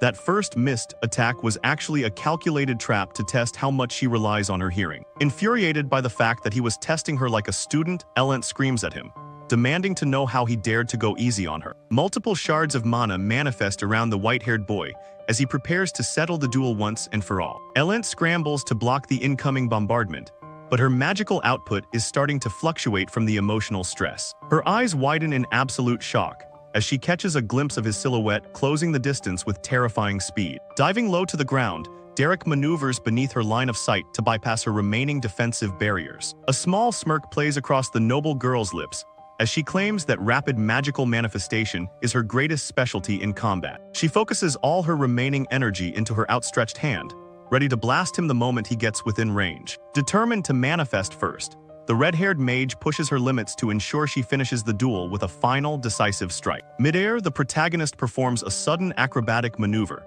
planting his foot against a nearby pillar to change his angle of attack. Elent looks up with a look of pure confusion, unable to process the bizarre movement the commoner is performing right above her. Glowing purple sparks begin to crawl over the surface of Derek's boot, signaling the manifestation of a high-voltage lightning spell. The wild mercenary kicks off the wall with a thunderous roar, channeling a massive amount of electrical mana through his leg. Elent is hit directly by the surging purple energy, the impact sending violent electrical shocks through her entire body. Blown backward by the sheer force of the strike, the noble girl collapses onto the cracked stone floor in a heap of tangled hair and dust. The elderly teacher stands in stunned silence, admitting that the traditional school of regulations cannot even begin to read this wild mana flow. Huffing and gasping for breath, the young lady sits on the ground and tries to regain her composure after the brutal humbling. A look of genuine intrigue finally crosses her face, as she admits that Derek is a seriously interesting person to fight. Walking slowly across the arena, Elent admits she was wrong to look down on him as a blustering liar when they first met. She places a hand over her heart and bows her head slightly, acknowledging the depth of the lesson he provided her today. A sincere and beautiful smile breaks through her exhausted expression as she offers a heartfelt thank you to her sparring partner. Suddenly, a massive crack of purple lightning descends from the heavens, catching the unsuspecting girl completely off guard once more. Terrified, she lets out a shrill scream as a secondary explosion of magical energy rocks the floor beneath her feet. Derek descends from the sky like a bird of prey, his hand wreathed in violet flames as he continues his relentless assault. Staring down with a look of predatory intensity, his glowing red eyes prove that the fight is far from over in his mind. Elent looks up in pure, unadulterated terror, realizing she is facing a monster that doesn't understand the meaning of mercy. The elderly instructor rings a heavy brass bell, signaling the official end of the intense sparring session. A heavy boot stomps firmly onto the cracked stone floor as the dust of the battle finally begins to settle. Derek offers a respectful bow, calmly thanking the noble lady for the match while maintaining his usual composure. Elent stares at him with a stunned expression, her face covered in sweat and her breathing still heavy from the shock of the defeat. Under the shade of a grand gazebo, the two mages transition from the battlefield to a more refined setting. Sipping on a cup of steaming tea, the red-haired girl praises her opponent as a truly splendid and unconventional mage. She admits that she has never seen reflexes like his before, especially coming from someone who isn't part of the noble academies. Derek looks away with a neutral expression, stating that his skills were simply born from a desperate need to survive as a mercenary. Smiling over her cup, Elent tells him to save the false humility because she genuinely respects people who work hard to reach the top. She warns the young man that the old magic teacher behind her likely won't appreciate being shown up by a commoner. The conversation shifts to the future, as the young lady mentions her upcoming match at the prestigious Rosia Salon. Looking her directly in the eyes, the protagonist reassures her that with her current level of skill, she has very little to worry about. Elent sets her teacup down with a sharp click, declaring that she has no interest in defeating small fry opponents. A vision of Azeline Aliner Duplain appears in her mind, surrounded by a swirling aura of ancient and powerful magic. Derek remains silent as he processes the fact that this girl is aiming for one of the strongest members of the Duplain family. Sensing that she has prattled on for long enough, the noble lady gives the mercenary permission to take his leave. The white-haired mage walks away from the pavilion, his silhouette fading as he prepares to return to the commercial district. Watching the steam rise from her tea, Elent whispers his name to herself, feeling a strange sense of familiarity. She realizes she has definitely heard of the name Derek before, but she can't quite place the memory yet. Suddenly, a memory of Azeline smiling warmly flashes through her mind, connecting the name to the Duplain household. In a surge of realization, she grabs his hand, desperate to uncover the truth of his identity. A confident smirk spreads across her face, as she realizes he must be the legendary mercenary who successfully tutored Yahello. The scene shifts to a warm interior where the two sit by a roaring fireplace to discuss a much more serious proposal. Derek asks for clarification, finding it hard to believe that a noble would seek his help to defeat a member of the high aristocracy. Elent explains that since Azeline hasn't reached the 2-star rank yet, this is her only chance to bridge the gap between them. Closing his eyes while he drinks, the protagonist remarks that she possesses an incredibly fierce and competitive spirit. The young lady scoffs at the term, suggesting that competitive spirit is just a nice way to dress up her internal struggle. Derek listens intently, his red eyes reflecting the dancing orange flames of the heart. Gazing into the dark surface of her tea, the noble girl confesses that jealousy is a dirty and pathetic emotion that has long haunted her. She admits that no matter how much she tried to find Azeline's flaws, the other girl only responded with kindness and understanding. The mercenary breaks the silence, asking why she is choosing to reveal such a shameful and personal side of herself to a stranger. Standing tall with a look of pure determination, she explains that she wanted him to see her absolute sincerity. Derek nods slowly, telling her to go ahead and ask whatever is weighing on her mind. The duo sits across from each other in the quiet room, the tension rising as they prepare to discuss the forbidden path to victory. Elent leans forward, her eyes burning with an intense desire to finally step out of the shadow of her rival. Silence hangs in the air for a long moment, while the white-haired boy evaluates the weight of her request. A mental image of Azeline's back appears, representing the distant goal that the red-haired mage has been chasing for years. The protagonist stares back with a clinical gaze, looking for any weakness in the resolve of the girl sitting before him. Taking another sip of tea, he admits that while Azeline's skill is astonishing, Ellen also possesses a very rare type of talent. He suggests that with the right kind of refinement, her abilities could eventually surpass the standard expectations of her school. Sometimes a person's heart can be read directly through their eyes, and Derek sees a desperation that goes far beyond simple pride. He realizes she isn't looking for empty praise or encouragement, but for a real, tangible way to win at any cost. Looking toward the burning logs in the fireplace, the mercenary senses the heat of her ambition matched by a chilling fear of failure. He breaks her spirit momentarily by stating bluntly that, in her current state, she absolutely cannot beat Azeline. Elent's eyes widen in shock, the harsh truth of his words hitting her harder than any physical strike in the arena. Clenching her fists, she declares that she will win even if it seems impossible, refusing to accept a life of permanent inferiority. Derek remains perfectly still, allowing the weight of her declaration to settle into the atmosphere of the room. She points out that he was the one who managed to turn the good-for-nothing Yahello into a functioning and dangerous mage. Leaning over the table, she asks if he can perform the same miracle and guide her to a victory against the Duplain heir. The protagonist admits there is a method worth trying, but he warns her that there are several things currently bothering him. Crossing her arms with a newfound sense of hope, the girl asks him to explain exactly what those concerns are. A dark vision of Derek's brutal training methods appears, showing him threatening Yahello with a cold blade to trigger her instincts. Elent listens to the terrifying details without flinching,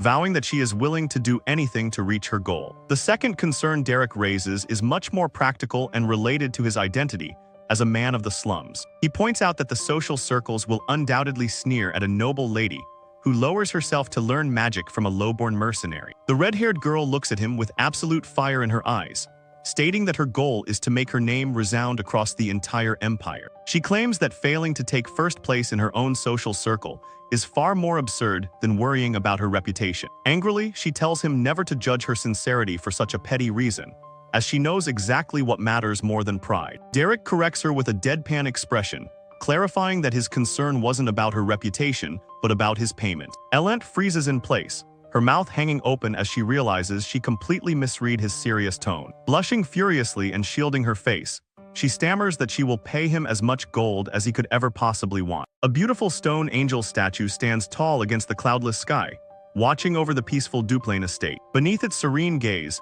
Azeline holds a thick book to her chest while discussing the upcoming magic duel segment with her peers. The polite chatter is interrupted when Elent approaches with a confident stride, her vibrant red hair catching the afternoon sunlight. Startled by the sudden arrival, the blue-haired heir turns to greet her longtime rival with a cautious but polite expression. Masking her intensely competitive nature, the red-haired noblewoman flashes a warm and graceful smile. Standing together on the garden terrace, the young ladies exchange pleasantries about the recent rumors spreading through their social circle. Sensing that a tense and private conversation is about to unfold, the other nobles quickly excuse themselves to leave the rivals alone. Elent immediately goes on the offensive, looking directly at her peer and asking if the shining flower of the family has ever experienced defeat. Azeline humbly deflects the backhanded compliment, maintaining a sharp and analytical focus on the powerful girl standing before her. The conversation takes a surprising turn when the fiery mage mentions she has recently hired a new and highly impressive tutor. She casually reveals that the person who originally vouched for this mysterious teacher's abilities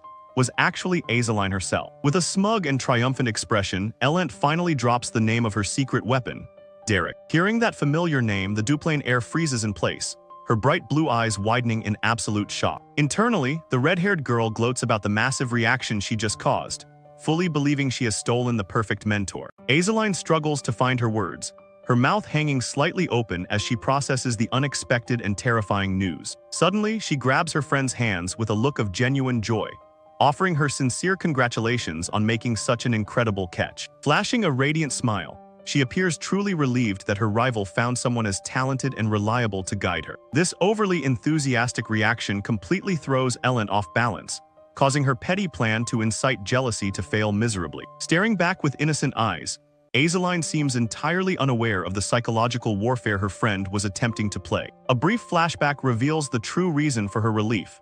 She had previously suggested that her younger sister, Yahello, take extra magic lessons. The young blonde girl had completely panicked at the thought, tearfully pleading not to be sent back into the mercenaries' brutal training sessions. Back in the present, Azaline touches her chin thoughtfully, recalling just how terrifying and precious the teacher's methods actually were. Unaware of the danger she just signed up for, Ellen hides her growing confusion behind a sly grin, convinced she still holds a strategic advantage. She imagines herself standing victoriously over a frustrated Azaline, fueled entirely by the power of her exclusive new curriculum. Before the blue-haired girl can explain the reality of the situation, the ambitious noble cheerfully interrupts, claiming it is getting late. Waving a polite goodbye, she states that she thoroughly enjoyed their talk and needs to head back for her very first lesson. Walking away from the gazebo, she can't help but chuckle to herself, savoring what she believes is a subtle but decisive victory. Azaline watches her rival leave with a heavy bead of sweat on her forehead, feeling a deep sense of worry for the poor girl's future. From a nearby table, another noblewoman with silver hair watches the strange interaction unfold while quietly sipping her tea. Closing her eyes, she reflects on the exhausting nature of high society, noting that everyone in this circle is simply doing their best to survive. Miles away from the pristine estates, the sun shines brightly over the worn wooden roof of Belden's Tier Tavern. Inside the quiet bar, the burly owner leans over the counter and asks Derek why his workload with House Belmeard keeps increasing so rapidly. The young mage takes a relaxed sip from his wooden mug, remarking that he doesn't mind the extra effort as long as he stays within Ebelstein. Belden watches him closely, questioning if a pampered noble girl really has any realistic chance of defeating a prodigy like Azaline. Lowering his drink with a serious expression, Derek states that the situation isn't a complete dead end just yet. He explains that if his student can break through her current bottleneck and reach the 2-star rank, her superior magical output will secure a win. Hoisting a heavy wooden barrel onto his shoulder, the tavern owner tells the boy to set his daydreams aside and focus on a practical plan. Looking up with a piercing red gaze, the protagonist reveals that he actually needs Belden's direct help for this next phase. The older man pauses his work, looking back over his shoulder with a suspicious and slightly uncertain expression. Derek adds that to make sure the training stays secure, they are going to need Pelline's expert assistance as well. Setting the barrel down, Belden lets out a heavy sigh, realizing his ward is plotting something incredibly reckless and unreasonable. The white-haired mage admits frankly that the upcoming curriculum is fundamentally dangerous for everyone involved. Right on cue, Pelline bursts into the tavern crying hysterically, wailing about being scammed by the greedy city merchants. Belden watches her emotional meltdown with a look of pure exhaustion, while Derek completely ignores the noise to focus on his tactics. The tavern owner eventually gives in and hands over a pouch of coins, telling the archer to just take the money and stop making a scene. Sunset colors the horizon in deep shades of orange, as the scene shifts to the private, gated training grounds of the Belmeard estate. Ellen stands ready for her first official lesson, her arms crossed and her expression full of intense, unwavering determination. Derek begins stretching his arms and casually explains that they will start with 10 continuous rounds of live combat. He justifies the extreme start by stating he needs to properly observe her actual combat ability, while she is under severe pressure. The noble girl smiles confidently, admitting that such brutal and direct methods suit his gritty mercenary background perfectly. Igniting a swirling blue flame in his hand, the protagonist signals the immediate start of a session designed to break her limits. Hours later, the young lady is seen gasping heavily for air, her body trembling from the sheer exhaustion of the repeated magical duels. The mercenary looks back at her coldly, informing her that she has exactly 10 minutes to rest before they move on to fundamental magic theory. Ellen is completely horrified by the lack of recovery time, crying out that she doesn't have a single shred of mana left in her body. Derek ignores her complaints entirely, insisting that if she pushes herself hard enough, she will find a hidden reserve of power to draw on. He harshly points out that the shapes of her ice spears are failing,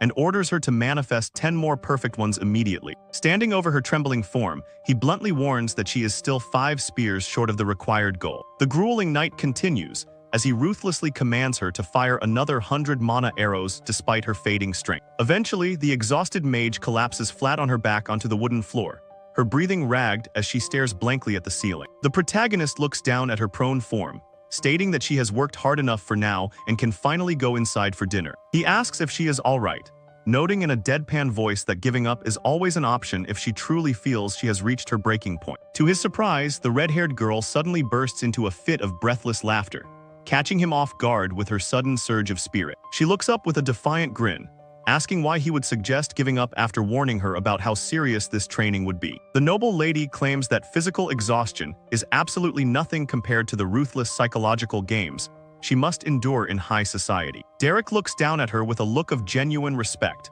admitting softly that he may have underestimated her inner resilience. Standing up and proudly brushing the dust off her clothes, Elent promises to show him what she can really do starting tomorrow. She flashes a confident smile, demanding that he raise the training intensity to a whole new level since this warm-up barely made her sweat. The mercenary's eyes widen slightly before narrowing into a sharp, predatory glare at the mention of the word tomorrow. Ellen's smile falters as she senses the sudden drop in temperature, a cold sweat breaking out on her cheek. Derek corrects her fatal misunderstanding, reminding her that right now is merely her scheduled dinner break. Standing frozen in horror under the darkening sky, the noble girl realizes the true nightmare of her training has only just begun. With a terrifyingly serious expression, the white-haired boy warns her that he didn't take this job just to joke around.